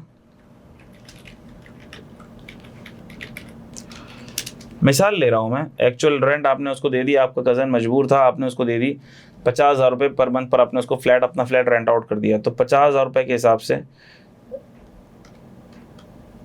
पूरे साल का रेंट कितना बना? 6 लाख बन गया। लॉ कहता है कि आप ये बताओ कि इसका फेयर मार्केट रेंट कितना था, पूरे साल का fair market rent. Fair market rent से मुराद अगर ओपन मार्केट में किसी और को बेचा और किसी और को रेंट पे दिया जाता, किसी इंडिपेंडेंट पार्टी को आर्म्स रेंट पे दिया जाता, तो कितने रेंट मिल जाता? तो आपने कहा ये तो मेरा कज़न था, उसको रेंट की फ्लैट की ज़रूरत थी, मैंने उसको 50,000 रुपये दे दिया, वरना मेरा ये फ्लैट आराम से 70,000 रुपये रेंट पे चढ़ जाता। तो 70,000 मल्टीप्लाई बाय 12 बना 840,000। एक्चुअल 6 लाख मिल रहा है, लेकिन फेयर मार्केट रेंट इसका या ALV इसका 840 है, एनुअल लेटिंग वैल्यू। तो क्या मैंने 2,40,000 का लॉस खुद कर दिया? जी। लॉ बोलता है इनकम फ्रॉम प्रॉपर्टी में पता है क्या जाएगा? लॉ बोलता है इनकम फ्रॉम प्रॉपर्टी में जाएगा fair market rent, actual rent और fair market rent whichever is higher जाएगा, क्योंकि ये जो लॉस किया है ये तुमने अपनी मर्जी से लॉस किया है। 240 का जो तुमने लॉस किया है वो तुम्हारी इनकम है। तो हमारी नज़र में तो एक्चुअल 6 लाख वाली इनकम बन रही होगी, लेकिन लॉ बोलता है कि जो तुमने 240 का लॉस किया है वो भी तुम्हारी इनकम है, और ये बोलकर वो एक्चुअल में ऐड करवा देगा और FMR को हमारी इनकम बना देगा। तो जो लॉस ऑफ इनकम है लॉ बोलता है इट्स योर इनकम। बाकी की बातें इंशाल्लाह कल के सेशन में होंगी बेटा। उम्मीद करता हूँ कि आज आपको सारी बातें समझ आई होंगी। इंशाल्लाह कल आप लोगों से मुलाकात होगी 6:30। अपना ख्याल रखिएगा, मुझे और अपने सारे टीचर्स को दुआ में याद रखिएगा। इंशाल्लाह कल मुलाकात होती है, नमाज का टाइम है, सब नमाज पढ़ेंगे इंशाल्लाह। Thank you very much, may Allah bless you all, take care lot, अल्लाह हाफिज़।